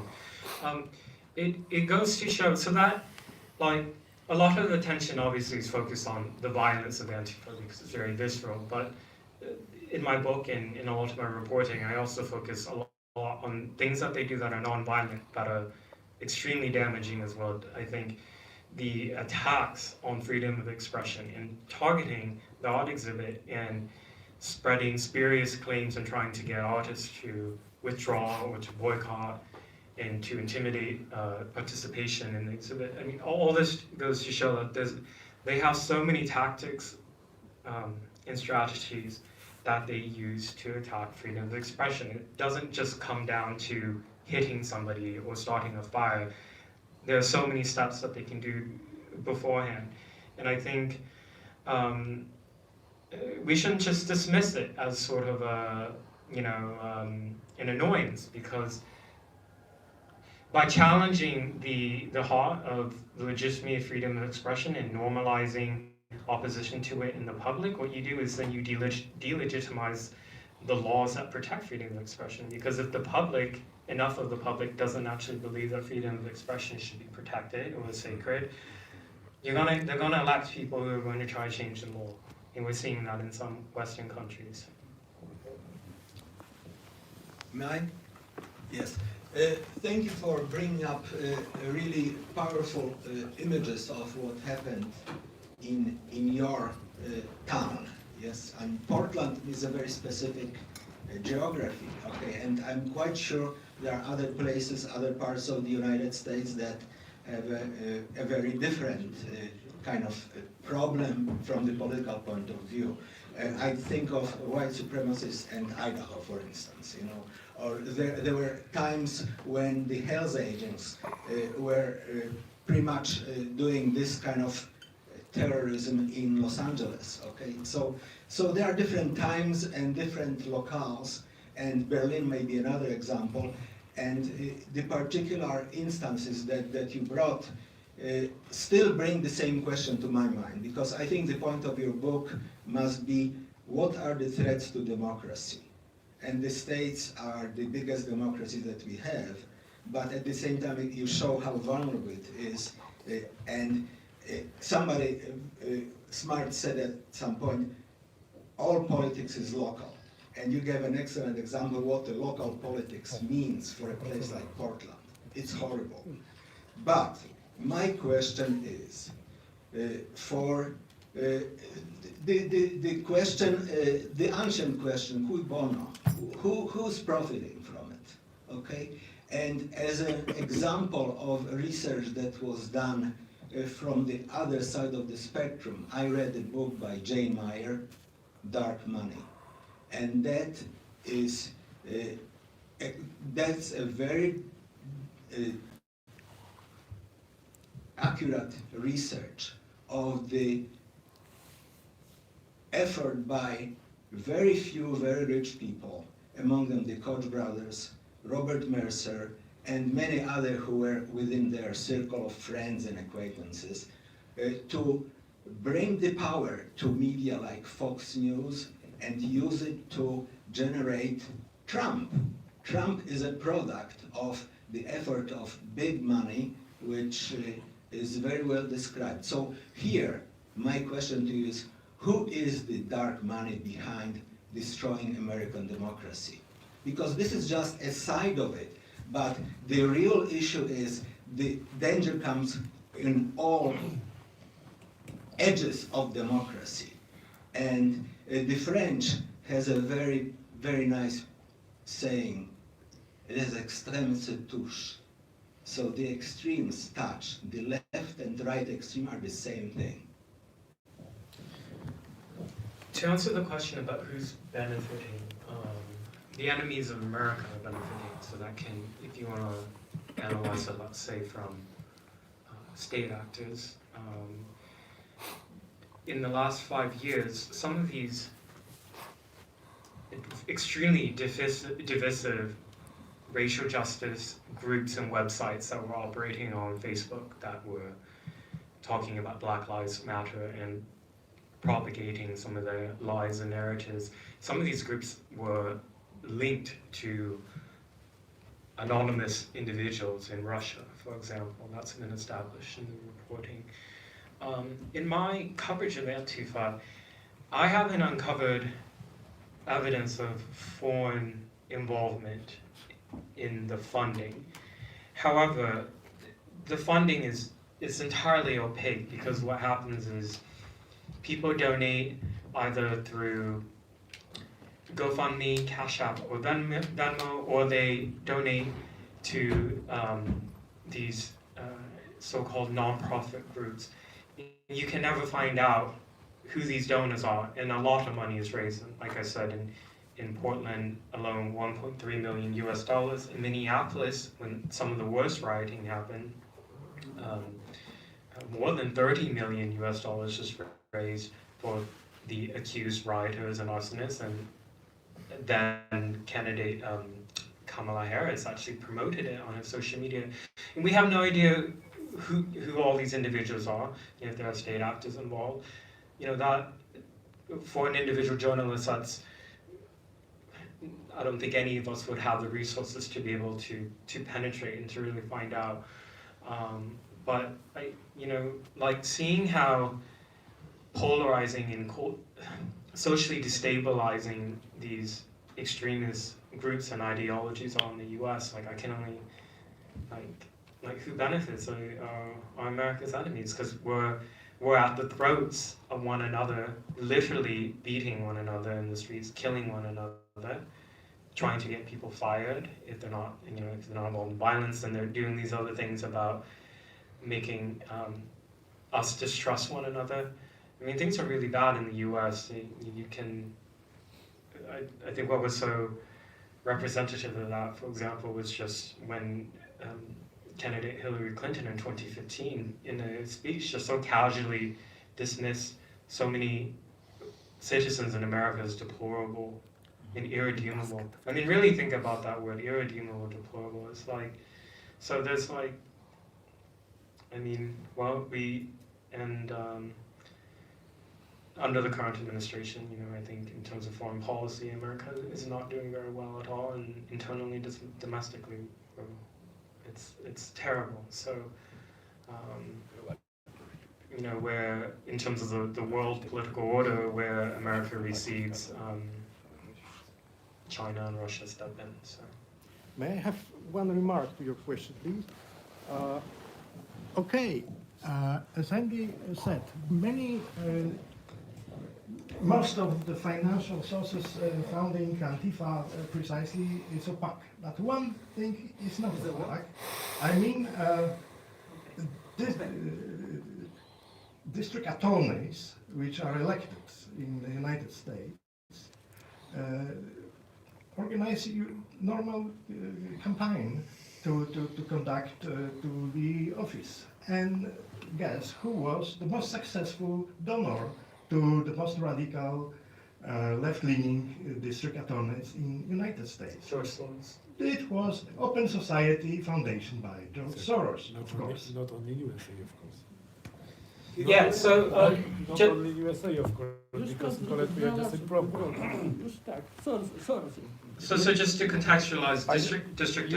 You don't like this, man. I know that probably you like Let's forget about. listen to the guest. It's not a meeting in a pub yet. We can get to the pub later in the evening. But I think now let's have questions for the guests. And if there is no more questions, we can draw it to a close and get ready for the tour with Jon Erik. So, any more questions? Just to finish on that point that was brought up, to explain for the European context, a district attorney in the United States is the prosecutor, the individual who can choose who to actually prosecute, and also has the discretion to drop charges. And so you can. That's an extremely powerful position, and left-wing activists and groups have realized that more recently, and have poured a lot of money into the campaigns of really radical prosecutors who have been elected, let's say in Chicago, for example, in San Francisco, and some other cities. Dzień dobry, I'm Tara Szczepanska, an independent journalist from the US, and I've been covering video journalism in Portland, in Minneapolis, and also in New York. Andy, thank you so much for being here. I wanted to ask you about how Antifa ideology is permeating into the schools in America. Recently in California, for instance, there was a Antifa teacher that the school boards, the parents had raised concerns, and in the school board meetings, parents of these children are being deemed as domestic terrorists, but we have Antifa teachers that are able to spread ideology. Can you comment about what's going on in the schools? Yeah, so Project Veritas had did a sting on a state school teacher in Sacramento, California, and they had undercover cameras, and this teacher was talking about, he was giving extra credit to the students to attend direct actions. In the classroom, there was these secret photographs that emerged of the Antifa flag, as well as a poster of Mao. He was a really big admirer of Stalin, and he was talking about how his goal essentially was to radicalize his students to the far left. After the video came out, this teacher was suspended and is to be fired. But that's only because of the videos that came out. Thank you for your question. I think that teacher had been espousing those views for a long time. I mean, he felt comfortable enough to not just say it on video, but actually to broadcast it with images and flags in the classroom. I think people really underestimate the importance of mainstreaming and normalizing a certain idea, because the more, again, like the example of Portland, when you see the hammer and sickle graffiti or the iron symbol and Antifa logos at soccer games, people don't really bat an eye. They just view, oh, it just means support for leftist politics. So again, so some of these teachers are getting by with espousing and having these beliefs because perhaps in the community, people don't really recognize it to be an extremist view. That's the problem. I mean, it's a problem not just in America, but across really the entire West. The whole, the memories of the excesses of communism in the 20th century have been completely forgotten. And for America, that's really a big tragedy given America's leading role in the Cold War. But young people just aren't aware of it. So they don't, on the flip side, everybody recognizes fascist symbols, white supremacist symbols for the danger that they are, right? So this is, it's not just down to any individual teacher or school, it's a systemic issue in the wider culture of society not understanding that the far left exists and that it's dangerous. Poland Antifa has another face. Yes? Good afternoon, Mr. Mayor. A couple of questions. First, considering the pretty obvious huge amount of obfuscation when it comes to informing about the scale of violence in America, in the mainstream American media, by what kind of amount, in terms of in broad strokes, would you say the number of victims is underestimated of those months and months of riots? Because you mentioned a couple of dozen, I've heard similar numbers thrown around, but that seems just unbelievably small. So what's easy to track is if somebody's dead or alive, right? That's a binary. So the number that I gave is 26 who were killed as a result of the riots. the number of people who were injured or who were impacted, let's say their business was destroyed or their home was destroyed or they were injured, that stuff is like almost impossible to quantify. It's like so large and nobody has quantified it, so we don't even have the data for that.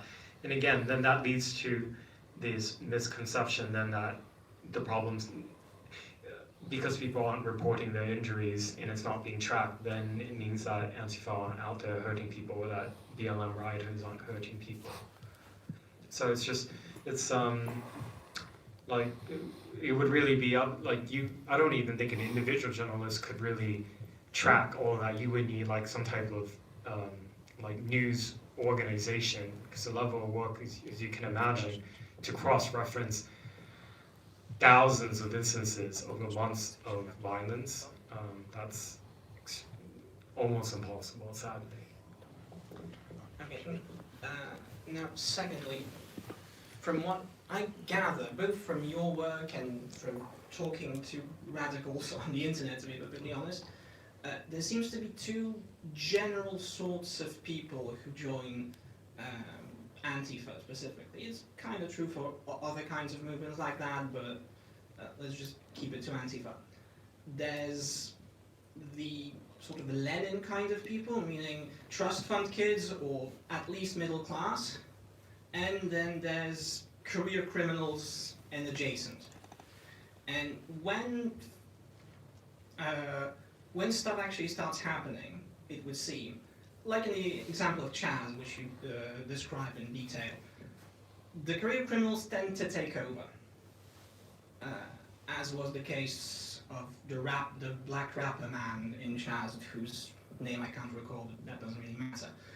And when it comes to this phenomenon, firstly, am I wrong that this is a tendency? And secondly, if I'm correct, what is the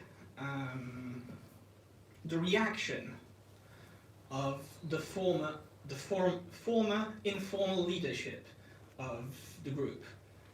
Do they in any way resist? Are they entirely incapable of resisting because of ideological reasons that come down to he's black so we can't do anything about it? Or do they even have, I don't know, in their vast amounts of training material, which I have no patience to go through, to be perfectly honest, sorry, do they have any tips for dealing with those sorts of situations for their officers, essentially, in training? Or is it something they don't know how to deal with yet, at least, in your experience, of course? Thank you. So they call for uprisings and revolution. They think that they can create a new world order, a new utopia. But when they actually are given the task of managing themselves, they can't do it, not even at a small scale, as we saw in Chaz. And part of the reason for that is explicitly in the ideology, they reject any hierarchy. So they reject the idea of having leaders. So as you can imagine, if you are a movement of anybody who can identify in, all you have to do is to show up and support them in some way, then you have no control over what happens. So very quickly, even if they, let's say, want to establish a commune, as they did in Chaz, then you had all these elements that were engaging in violence with one another. That's how the shootouts happened, and they couldn't control it. It's one thing if that disorder was contained to themselves, but people around them are victimized as a result. And they never seem to learn from their lessons. They just keep thinking, we'll just keep doing it, and we'll make it work somehow. One of the reasons why it was really important for me to track all the arrestees in Portland is that gave actually a really large data set. There's more than 1,000 people. So from there, what we know is that the overwhelming majority are white, even though they try to really say that they're a movement for people of color. It's almost entirely white. Young, there were a large number of adolescents who were arrested. We don't know those names because they're minors, but the majority are in their 20s to mid-30s, and then the age groups after that just completely drop off. And in terms of the economic strata, there's this misconception out there that these are middle class people who are very privileged. That's certainly represented in some of the evidence I've seen. Like you have people who are academics, professors, PhD students, nurses, attorneys who are arrested at these riots. But then you have a lot of people who act essentially as foot soldiers who can easily be discarded. So the ones who have, a lot of the ones who have been actually convicted for carrying out some crimes, they kind of form part of that. Like it doesn't really matter if this person goes to jail for 2 or 6 years because, you know, maybe they were just kind of a homeless person sucked into the political violence. So I write about this in a chapter of the book that I have actually a lot of sympathy for people who feel so lost in their life that they find community in this extremist group and endanger not just themselves but go out to hurt others as well to find meaning like that. Like I think one has to take pity on that. And so like the ideology in that regard I think is really wicked because it preys on vulnerable people. And you can see in many of the mugshots, the jail photos, that these are people who wear on their faces their instability. Well, thank you so much for coming to Warsaw and presenting your research. My question is there any politician right now in the United States pushing for, to declare Antifa a terrorist organization? Because clearly there is, I think, now enough evidence that they could be seen as such. So for example, in Germany, where I'm from originally, the German state is observing Antifa since the 1980s and collecting data on them. And there is a very high bar to do that in Germany. An organization has to to pose a significant threat to the democratic order, to the constitution. And the second criteria is that there is a realistic chance that they might succeed. So Antifa obviously fulfills both in Germany. And if it is similar in Germany than it is in the United States, then clearly there is enough evidence, and it would be possible to exchange maybe with the German government, other governments, to collect information, to make a case in the US to push for declaring them illegal, basically. And I can remember that I think Trump tweeted something, but as unfortunately often the case with him, there was no follow-up to that tweet, or we never really heard about it, or I never did.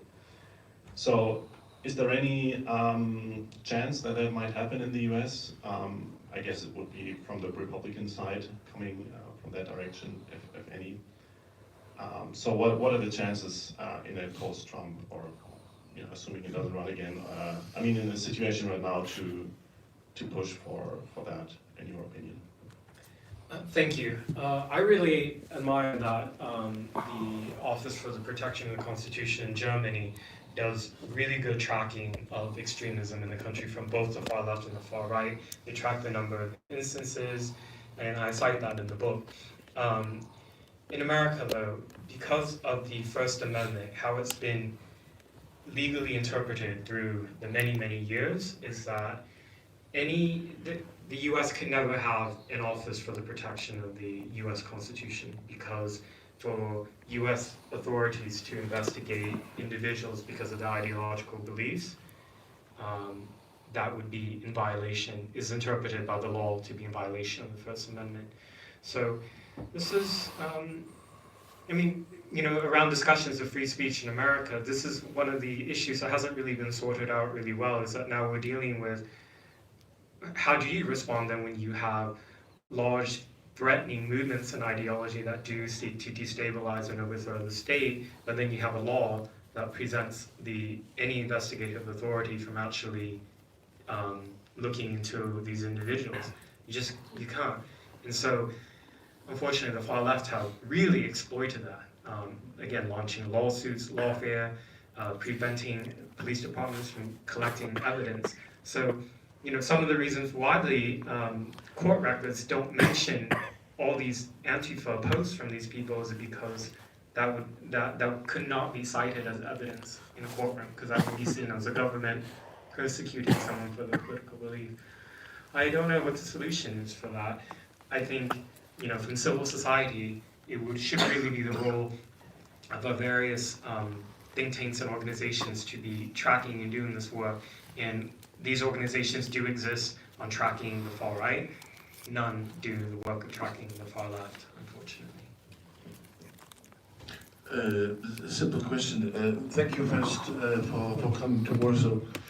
I don't know if you can answer this question, but maybe you observe this movement since a few years. You observe this progress, this developing of the violence. Can you say what they're going to? I mean, what the strategy they have? What they want to? What do they think? What do you think? How they would like to function in a future, in a politic, in a society? I mean, this movement. Can you answer this? What is the strategy of this movement? Thanks. Antifa can really only. Is this the last question, by the way? Let's wrap up after this.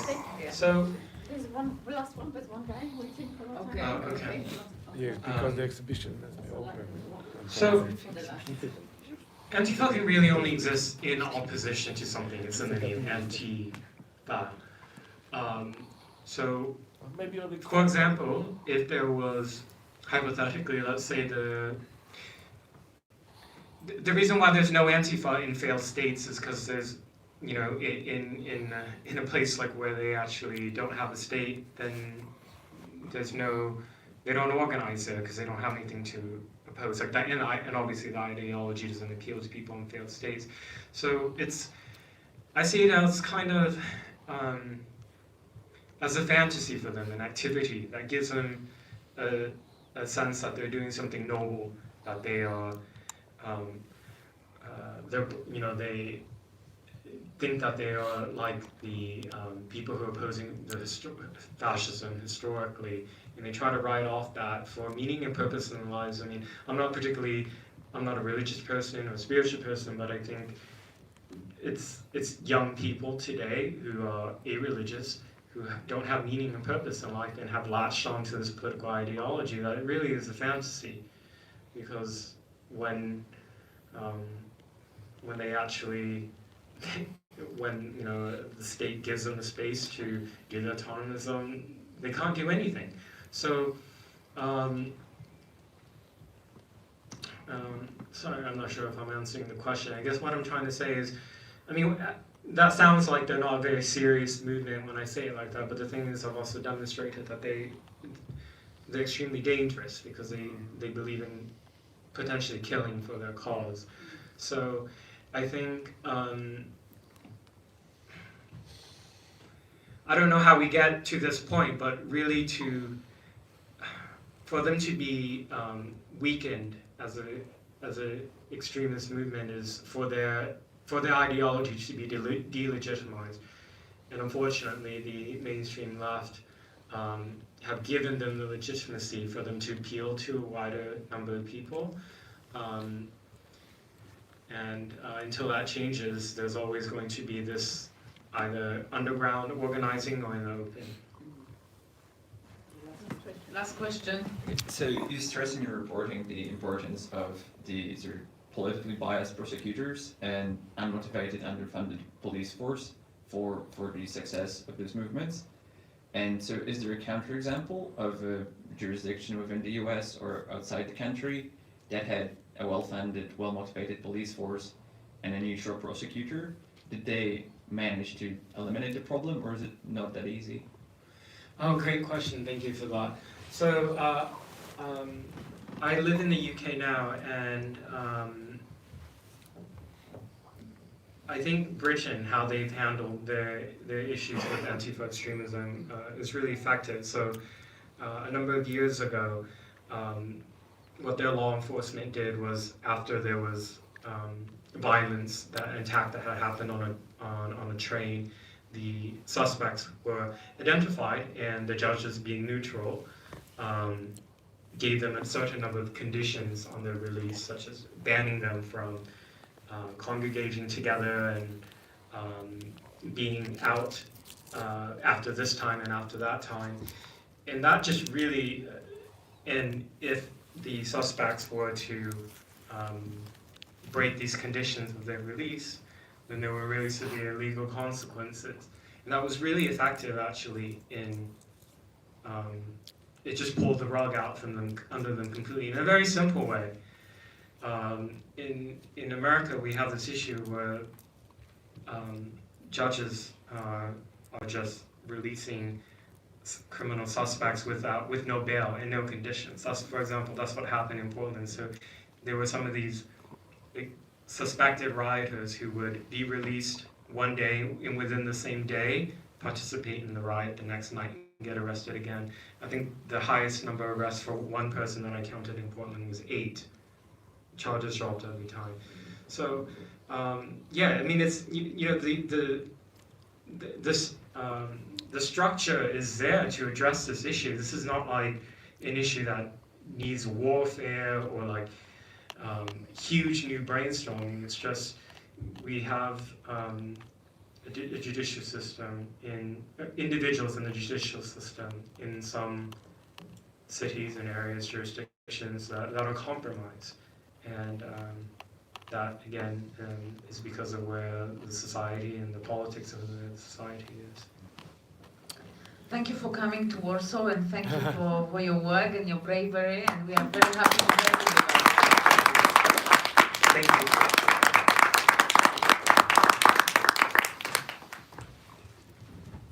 Good job. Zapraszam na wystawę. I'm proud of you.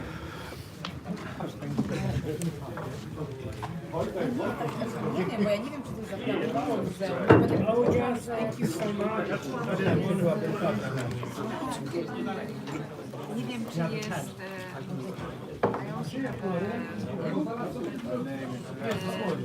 Nie wiem, może Beatę się zapytać, bo ja nie wiem, czy oni coś zaplanowali. 40-11. Dobra, mieliśmy głównie razem z superetykiem. Yeah,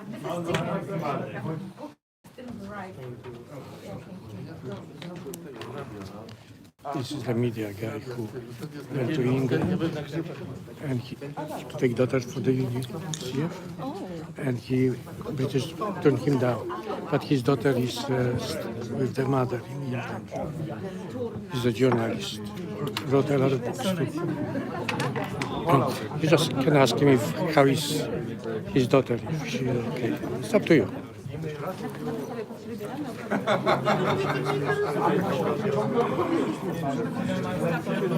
I forget his name, so. Mi się podobała tequila, jak będziesz z tego samego źródła. Kiedyś byłem... Dziękuję za okulary. Ale Wojtek, nie było zamieszkowali mu pracę. Ten, którą ty widziałeś, na praca była zaraz, była tam przecież, bronili tej twojej pracy, tą żółtą. To co tu jest? Tak. Pytanie Lecho, dzień dobry,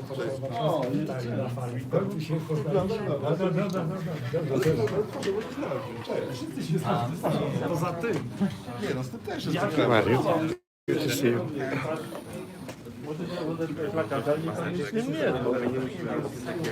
ale czekaj, mam do ciebie jedną sprawę.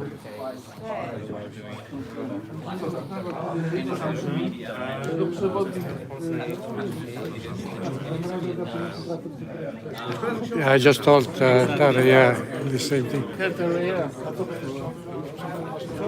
Nie, mam też jedną rzecz do przemyślenia.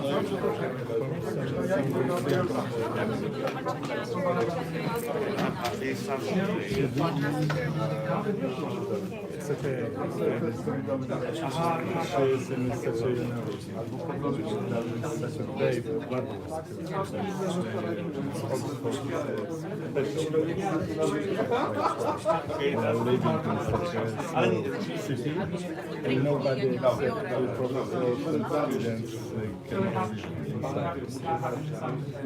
Probably really nice people, no problem. Thank you. My child's Polish American resident, so I would- 23, a w poniedziałek, okej. W poniedziałek zaczynam drogę, a w wtorek już będzie wiadomo, że się na miejscu. Tak, dzień dobry. Miło mi bardzo. Very simple local job. You know, I have twice banned Jak spotkanie?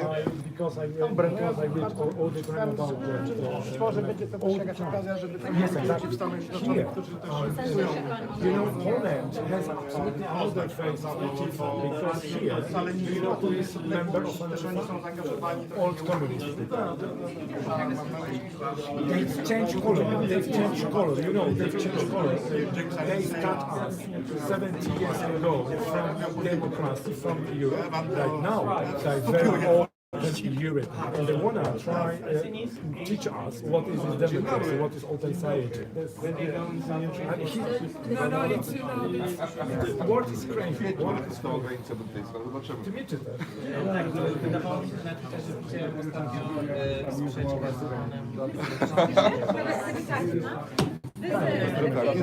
Nie zacząłem czytać. Dzień dobry. W końcu się dzisiaj wszyscy Poprawę medialną. Kiedy się spotkanie? On mi daje w ogóle. Której? Muszę się przynajmniej porozmawiać. O nagły wyjazd mi się przydało. W poniedziałek wyjadę na 2 tygodnie. No wiem.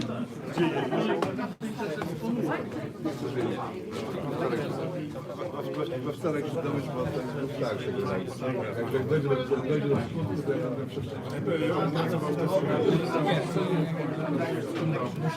So you know, Antifa is not a program in America. I think that I'm studying in March because we have to remember about patriotism. The first was o 18 ląduje bez powrotu 20. So I think that right now because they are not in heaven, because we know why. So I think that lady Markers are laughing right now. They say, oh my God, you are idiot, because that was my first concert, covered communities of Europe, entire America. So you know that. Thank you very much. We are from America. Polish American Brotherhood. I like Trump. Thank you. I remember Thank you. My first time in America. It was first vote time when Obama became a president. Yes, and I had entry first, only one in America, to my America, and I never forget when the black, China, many Asian, me, white people, everybody were very happy. So New York, it's absolutely amazing city. I'm open-minded first time, you know, that New York ticket learned me that, oh my God, you're a small village, you know, that's all. Thank you very much. Thank you.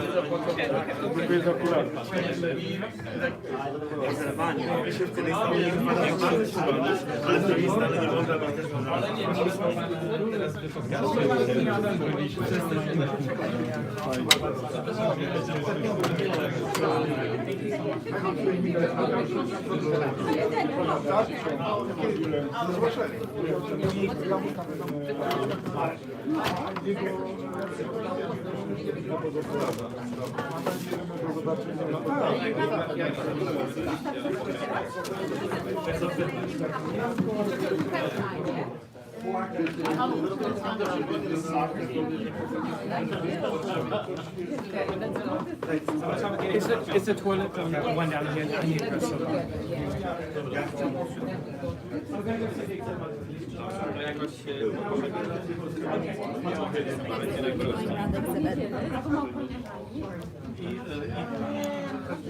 Muszę zrobić 4-5 plakatów. Jeden już się ukazał. Było kierowane do prezydenta i tak dalej. Jak chcesz, to możemy wejść na oficera, który był liderem i można o to zapytać.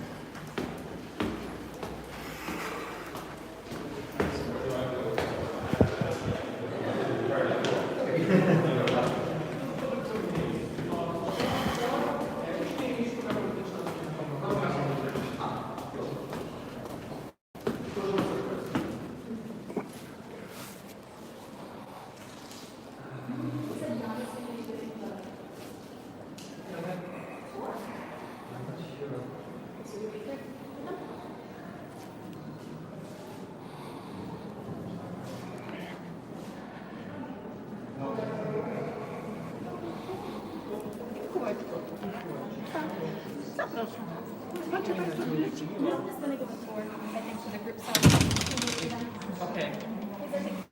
They're going to show you around. Let's wait. Yeah. Będziemy chcieli będzie tu, tak.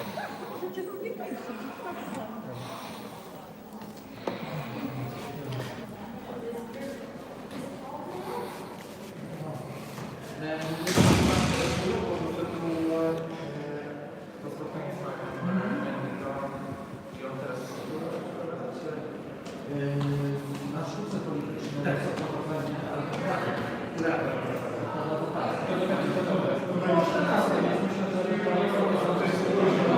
Dobra, z tamtej strony. Dobra.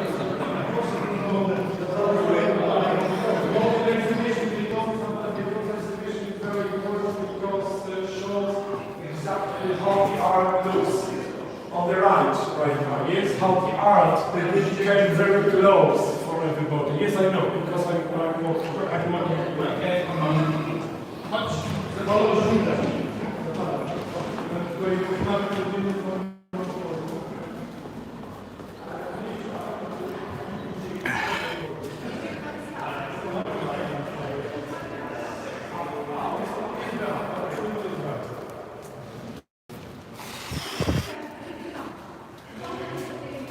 follow. Bye. Pogadaj, tylko patrzymy, to już się. No to tam jest daleko, no to czekaj. Bo nie ucieknie, to jest... Ja teraz przykrapalę. Upstairs.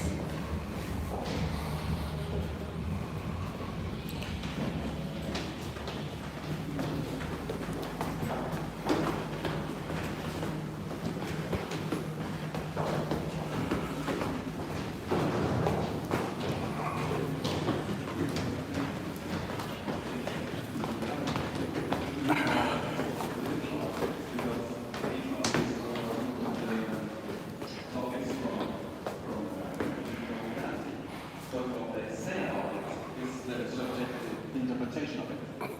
And that is why the works can be interpreted in many different ways. And the openness in the interpretation is crucial for it to be art.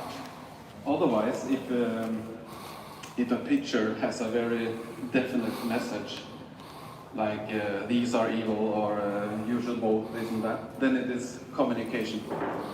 And communication is a message with a definite sender, a very clear message directed towards a specific audience.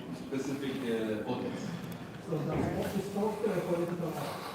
Well, political communication is communication, and subjective interpretation of something in society can be a piece of art. So poster is an art. Poster is an art? A political poster would be an art. No, not really. If it is a political poster, there was this art installation in Copenhagen by Ai Weiwei, this Chinese very famous dissident and artist.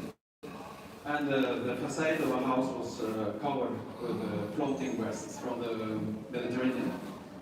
And this was, of course, a piece of art.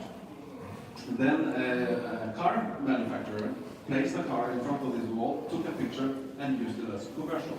Now, that was communication. So the art piece was reduced to a background for this car. And Ai Weiwei sued the company and won. So we have legal evidence that there is a difference between communication and art. Great. So I will start a tour in the first section, which we call The Street. And we have grouped together some artists and some works here that relate to this name. There is street art, actual street art in it, and pictures from demonstrations and so on.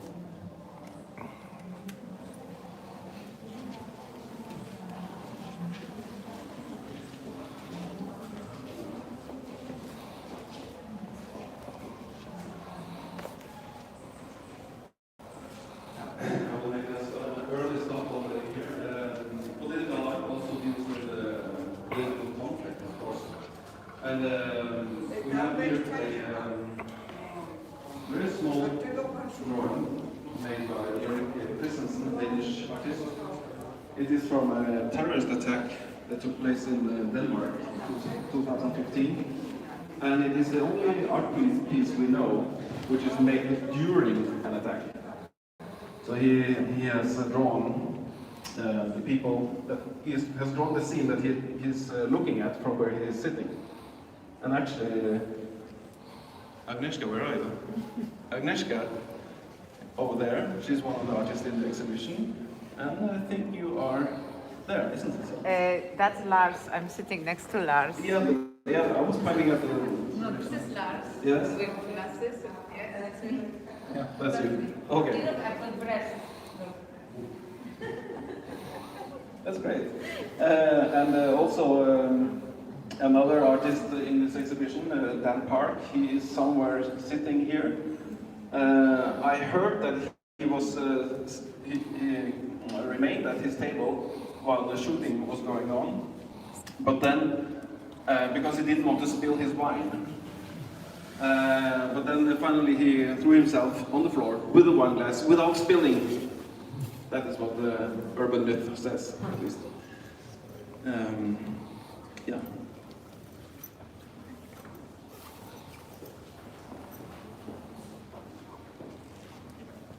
And here we have Oscar Olivares. These are works from demonstrations in Venezuela.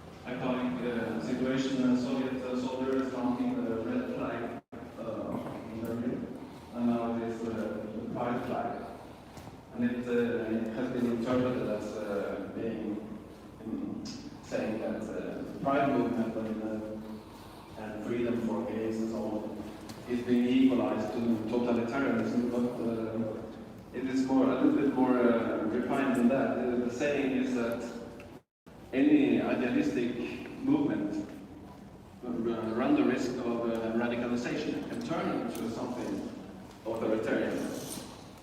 For instance, if the movement become very self-righteous and refuse any sort of debate or critique. Some will say that this is the case in some aspects of the Pride movement. The other, maybe most controversial name, at least before the exhibition opened, is this Swedish street artist, Dan Park. And it's a very special story. He took a decision at some point. He's himself an anarchist. He works in the anarchist tradition. And he said that the street art in Malmö, where he lives in Sweden, is very dominated by left-wing agendas and messages. So he wanted to exploit a different angle on things. And his humor is maybe can be perceived as nihilist. But on a closer reflection, he is more like an eyewitness to something. He makes some observations.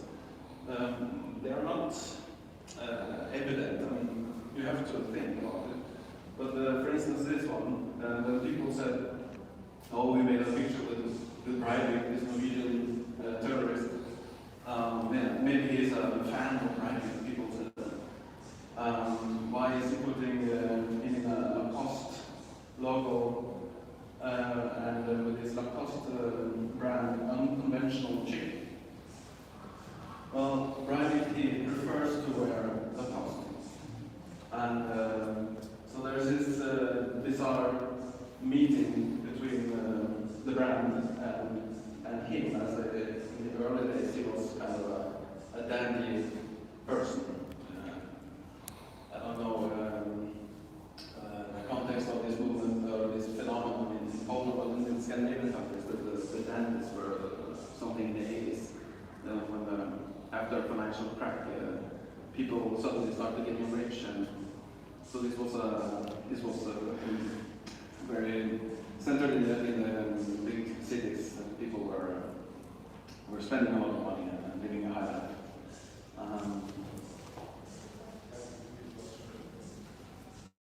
Yeah, and he also does, for instance, this piece here with a Hitler and a hand saying, "We like Islam," and this is then interpreted as some kind of propaganda, right-wing extremist propaganda. But of course, real Nazis would never use such a form or use like a truth. So, well, it is quite dark. The humor is dark, but it's not violent. There's usually a grain of truth somewhere in it, but one has to struggle and know context. That is why we have produced this little map so you can take your not explore words.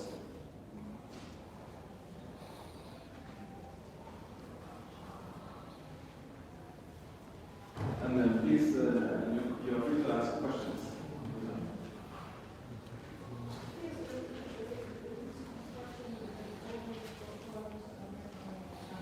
Yes. That party doesn't own a computer. He has been a bonus for a large part of his life. He works on a communal computer in Ireland and prints his collages on paper and then glue it to electric infrastructure in the cities.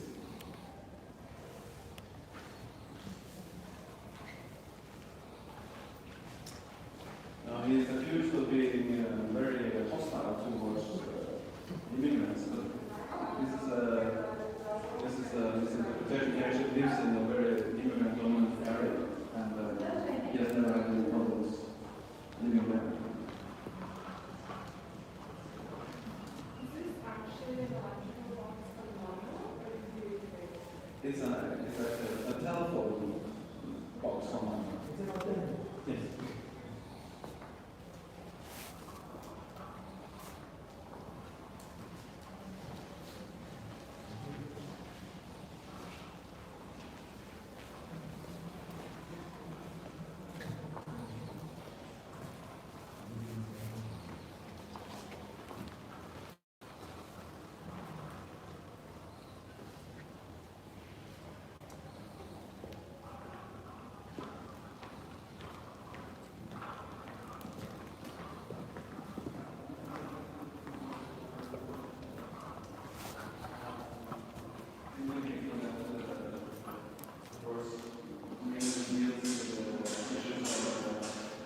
related to religion or theocratical oppression. The video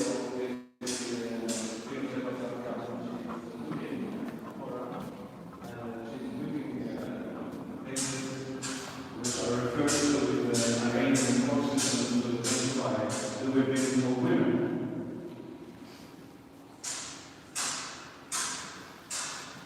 And now that we are so lucky with all the arguments standing right here, Agnieszka, would you like to say a few words about your work? So I would actually like to talk about the series of the watercolors, and it's really interesting how it coincided with what was going on in Afghanistan and the exhibition was being installed. And the series of the watercolors I've done in 2010, and I've seen this report in one of the newspapers about the stoning of people in Afghanistan in one of the villages. And the two things that prompted me to focus on that and to create this artwork was one thing is that quite often we see some reports in the media and we look at it, the really looks disturbing, and we think it's disturbing, we feel upset, but then we put it away and we forget about it. So there was this element of me trying to honor them and to keep their memory alive beyond that point of this quick moment when you look at the newspaper during the day. And then the other element I found very interesting that this is a young couple that just fell in love, and that's why they died, that's why they were strong, because they fell in love and they were just almost 20 years old. And they escaped, but then they were looking back to the village and with the promise that nothing will happen to them. And obviously then there was the one decision to stone them. And I did screenshots from the video because there was a video from a mobile of the stoning and how it's done. And this is the only stoning where I've seen a couple being stoned. So there is a difference in the Islamic penalty code how the woman should be stoned, and there's a difference between a woman and a man. So there is a special way that it's done, and it's the same like cousins work here, where the woman has to be buried to a certain level so she cannot escape, and then, like in the Iranian penalty code, there is a description how the stone should be. It should be perfect. It cannot be too big to kill too quickly, it cannot be too small to only kind of graze. It has to be the perfect way to make sure that it takes time to kill someone by stoning. And the man was just crouching. So for me, there was this contrast with the woman being buried and the man crouching, and it was a quicker finish of with the Kalashnikov. And I chose the watercolor as a medium because for me, it's something that is really tragic and painful, and something that in our society one might comment about someone's personal love life, whether it's stupid or not, whether it's naive or whether it's work or not, but definitely you don't expect that sentiment that you fell in love with someone. Whatever it means to you or to the society, it doesn't require that sentence. So there was this contrast between the level of violence for something that is so beautiful and so innocent and just part of normal life, as us as human beings growing up and developing. And so the watercolor for me was marking the delicate, sensitive nature of love and human relationships and development with this violent act.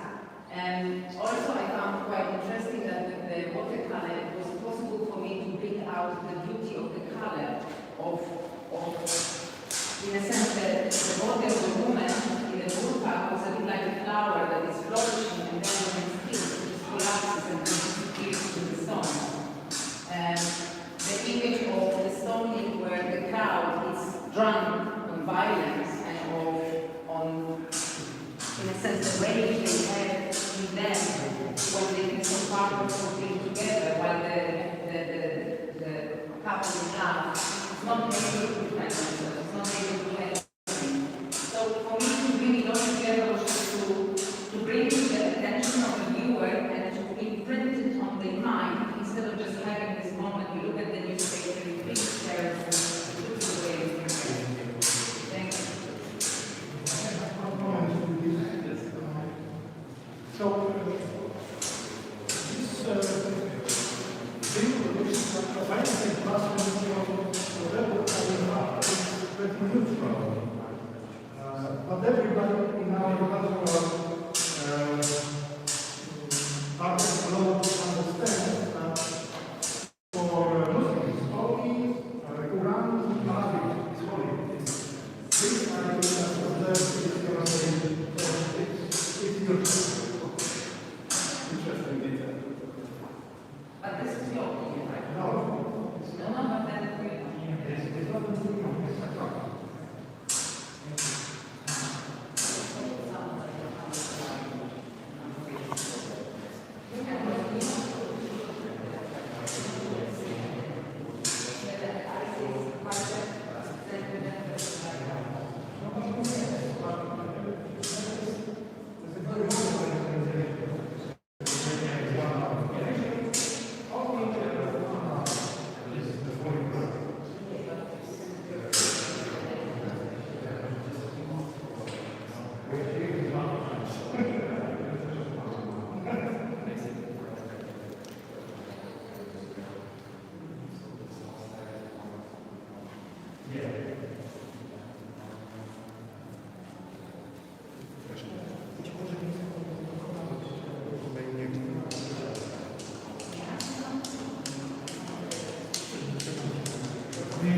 fact.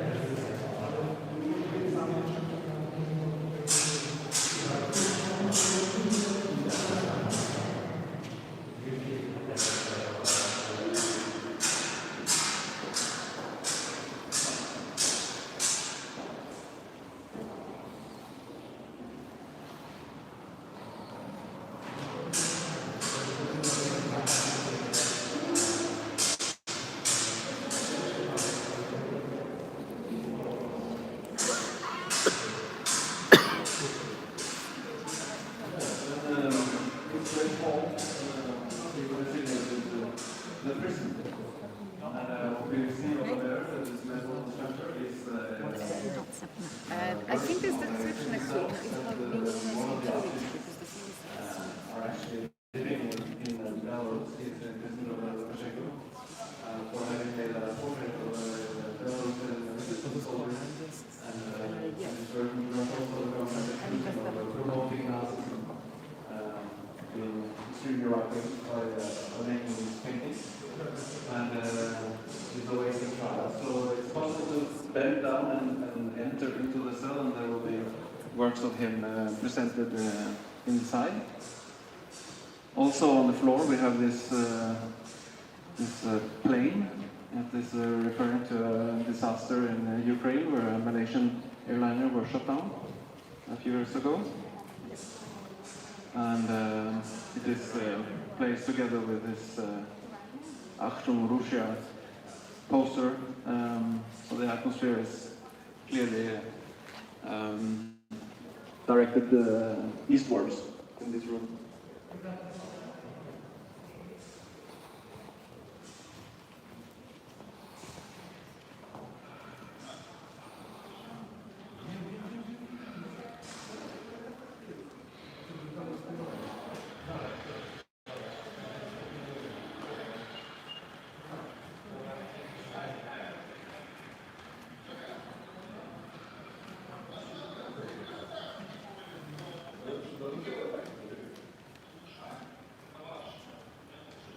the letters in the lightning letters on the wall says "Work will transform you," and was an early version of the later German Antifa.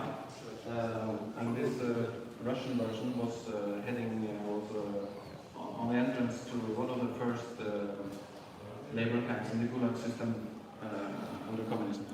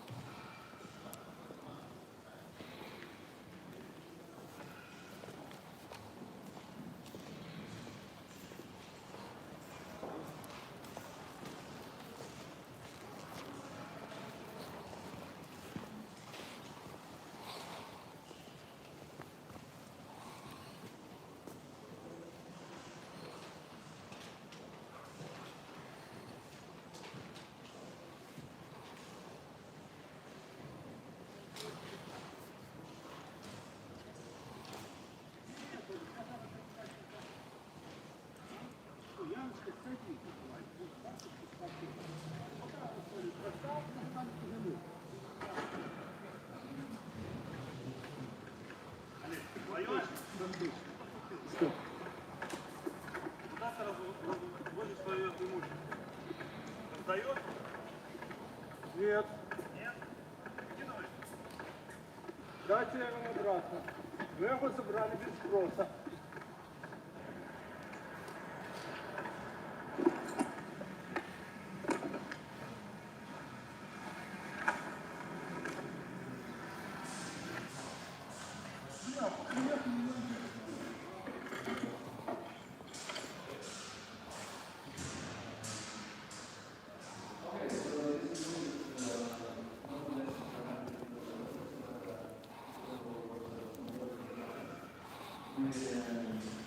The drawing that I pointed at in the very beginning of the terrorist attack in Copenhagen, that attack was directed against Warsaw, this Swedish artist who tragically died less than a week ago in a car accident. He was in a special car, but this is a bulletproof car, it was very heavy, and they were driving very fast on the highway.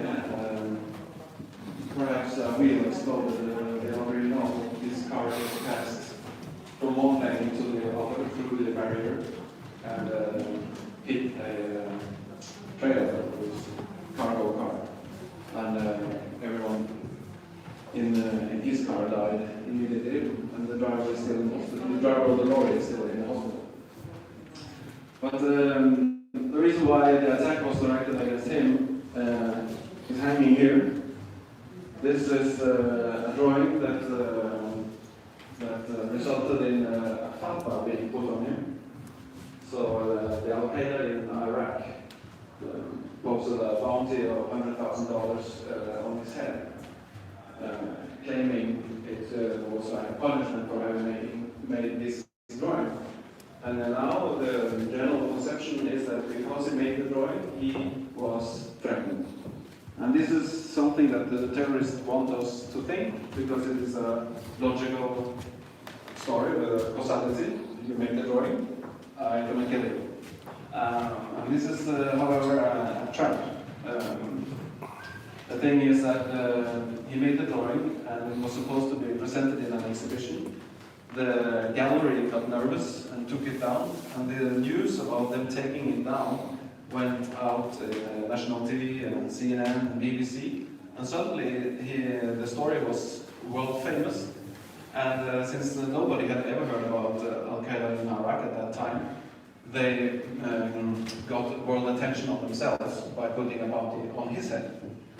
And this is the basic dynamic of terrorism contra art.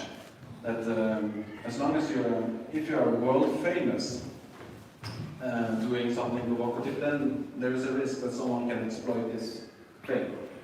But if you're not, nothing will happen. And Lars told me with his like humor that he knows a lot of artists who tries to come on the death list of terrorist movements because then they think they will be famous. But it works the opposite way. The terrorists will not make anyone famous, but they want to exploit other people's fame.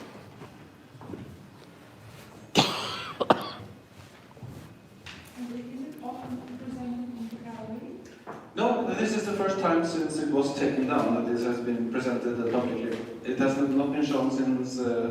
It is actually the first time it has been shown, I think. Yeah, I think so.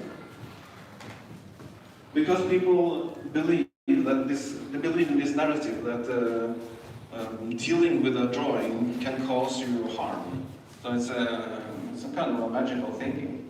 But I think there's a more pragmatic analysis to that. In the cages, we see drawings from a satirical book. This publisher also got nervous, and the day before the book was to be released, he destroyed the entire production of 2,000 copies without giving any other explanation than that he was afraid. So that is why the pictures are mounted behind bars.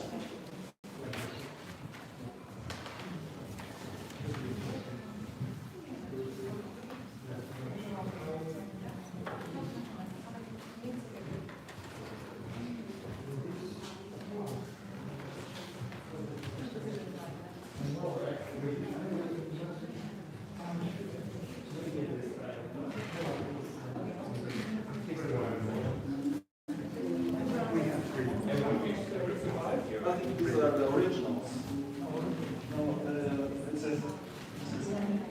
So it's a single words that they so.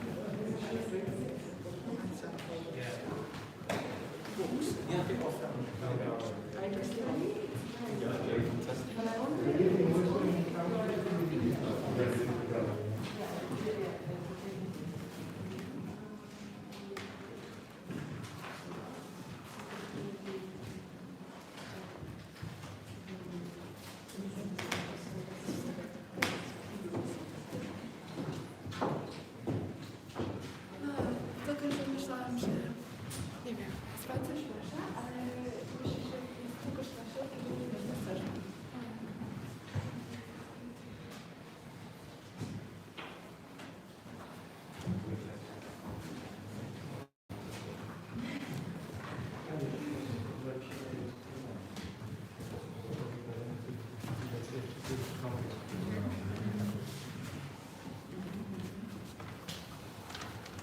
Yeah, and in the center of the room we have a series of there's two books presented by Emilia.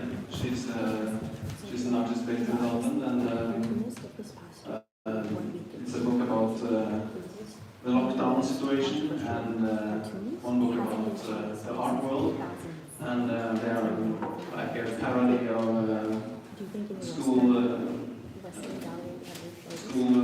educational material for children who are now about to learn new words. And so it has this immense naive innocence dealing with really heavy existential topics.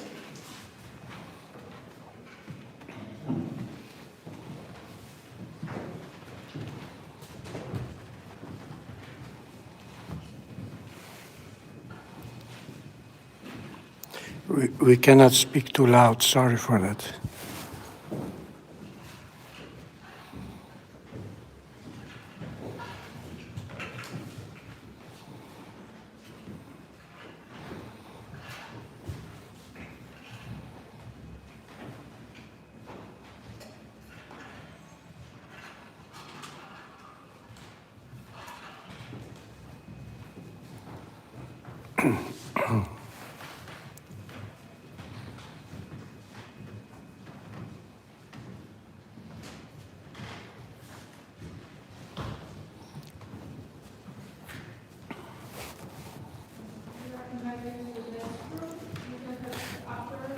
When we finish with the exhibition, then we're gonna explain what's going on, because right now we cannot talk.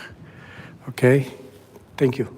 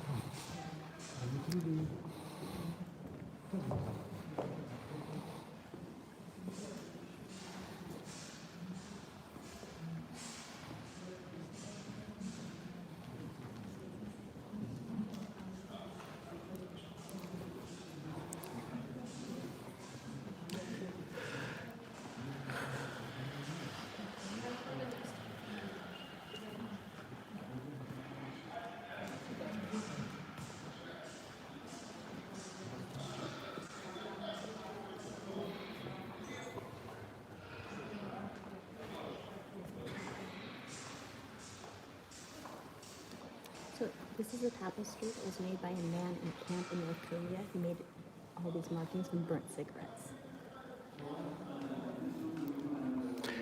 Sorry, we cannot talk any louder because of the exhibition here. Okay? Talk to you later when we will be done.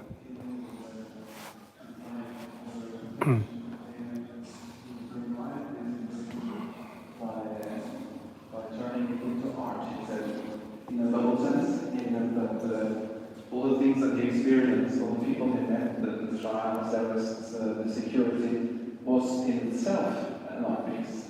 It's, you could call it relational aesthetics, that some new experiences are happening, taking place in reality among people, and so you can create reality as an artwork. And the drawing of the dog was to be like the ignition for a chain of events. This was his plan, and that was what happened.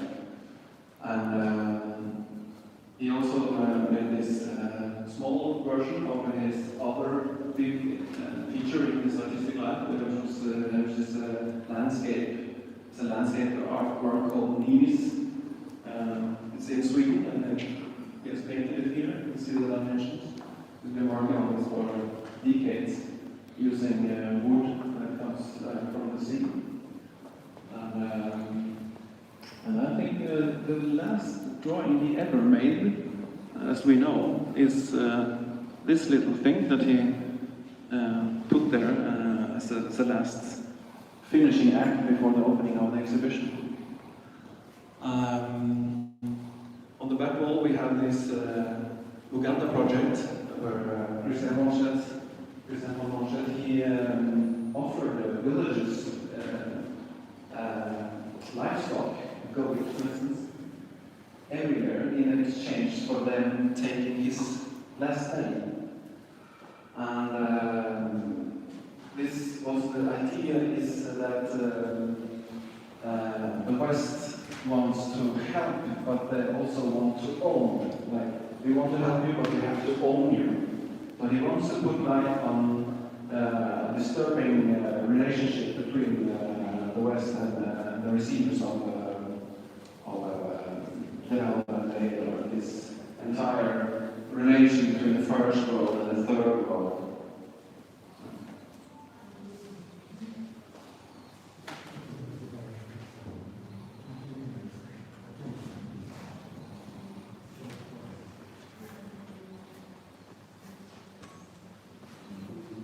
In the small room in here, we have ISIS in Slovenia.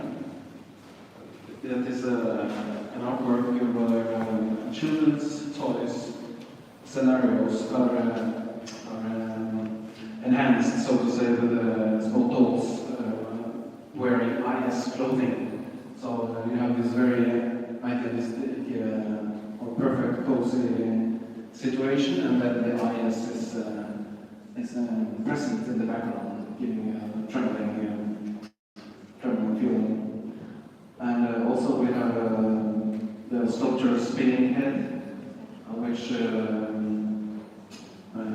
the artist says her work is dealing with the fact that in dictatorships or suppressed scientists' women are silenced as the first victims.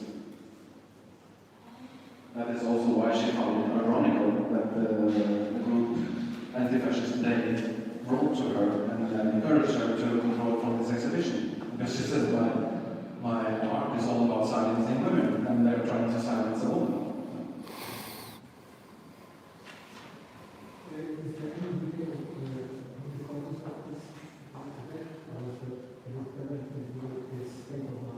No, it was just a fatal traffic accident. No, absolutely. He was not driving. The police were driving. The police were protecting him. Okay, the question who paid for his bodyguard? Did he pay on his own, or it was the government bodyguard? The government. It's too late.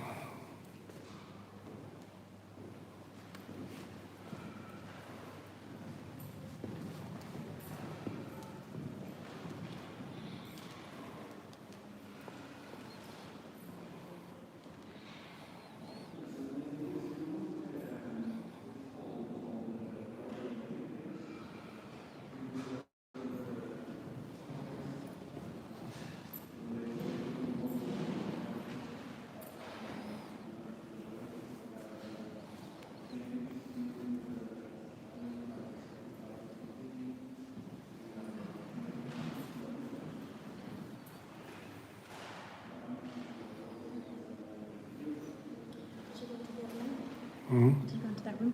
Yeah. Okay. So that woman. You can talk louder, maybe. That woman, whose artwork is on display over there. So the Antifa anti-fascists were writing to her for her to withdraw her art, and her art's about how women are silenced, yet they're trying to silence her.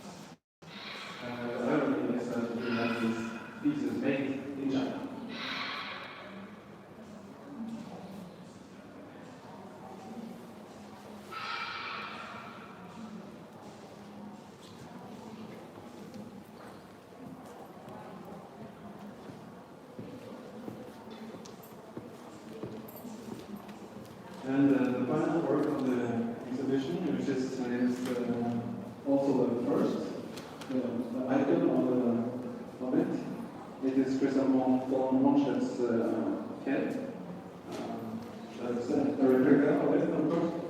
And you know, it looks very natural. And this is a reference to a painting that I actually, the beautiful Monschet, which is added into it. But Christian, he coined the phrase, "Don't lose your head," to it. So it's a reminder that we need this exhibition. Okay, are there any questions or anything you think I should say? Talk about it.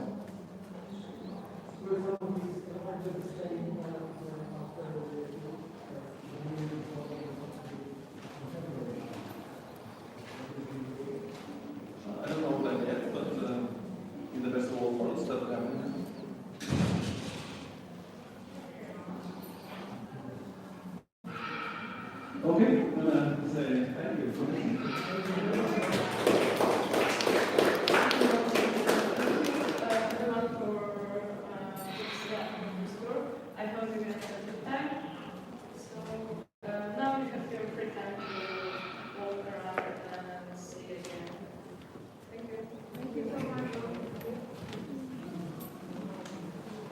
You want to finish the live stream?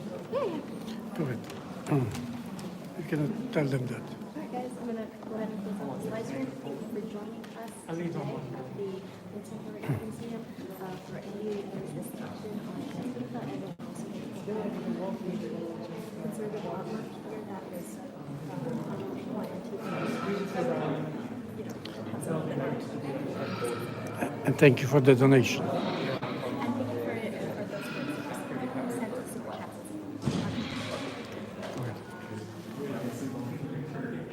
Statue.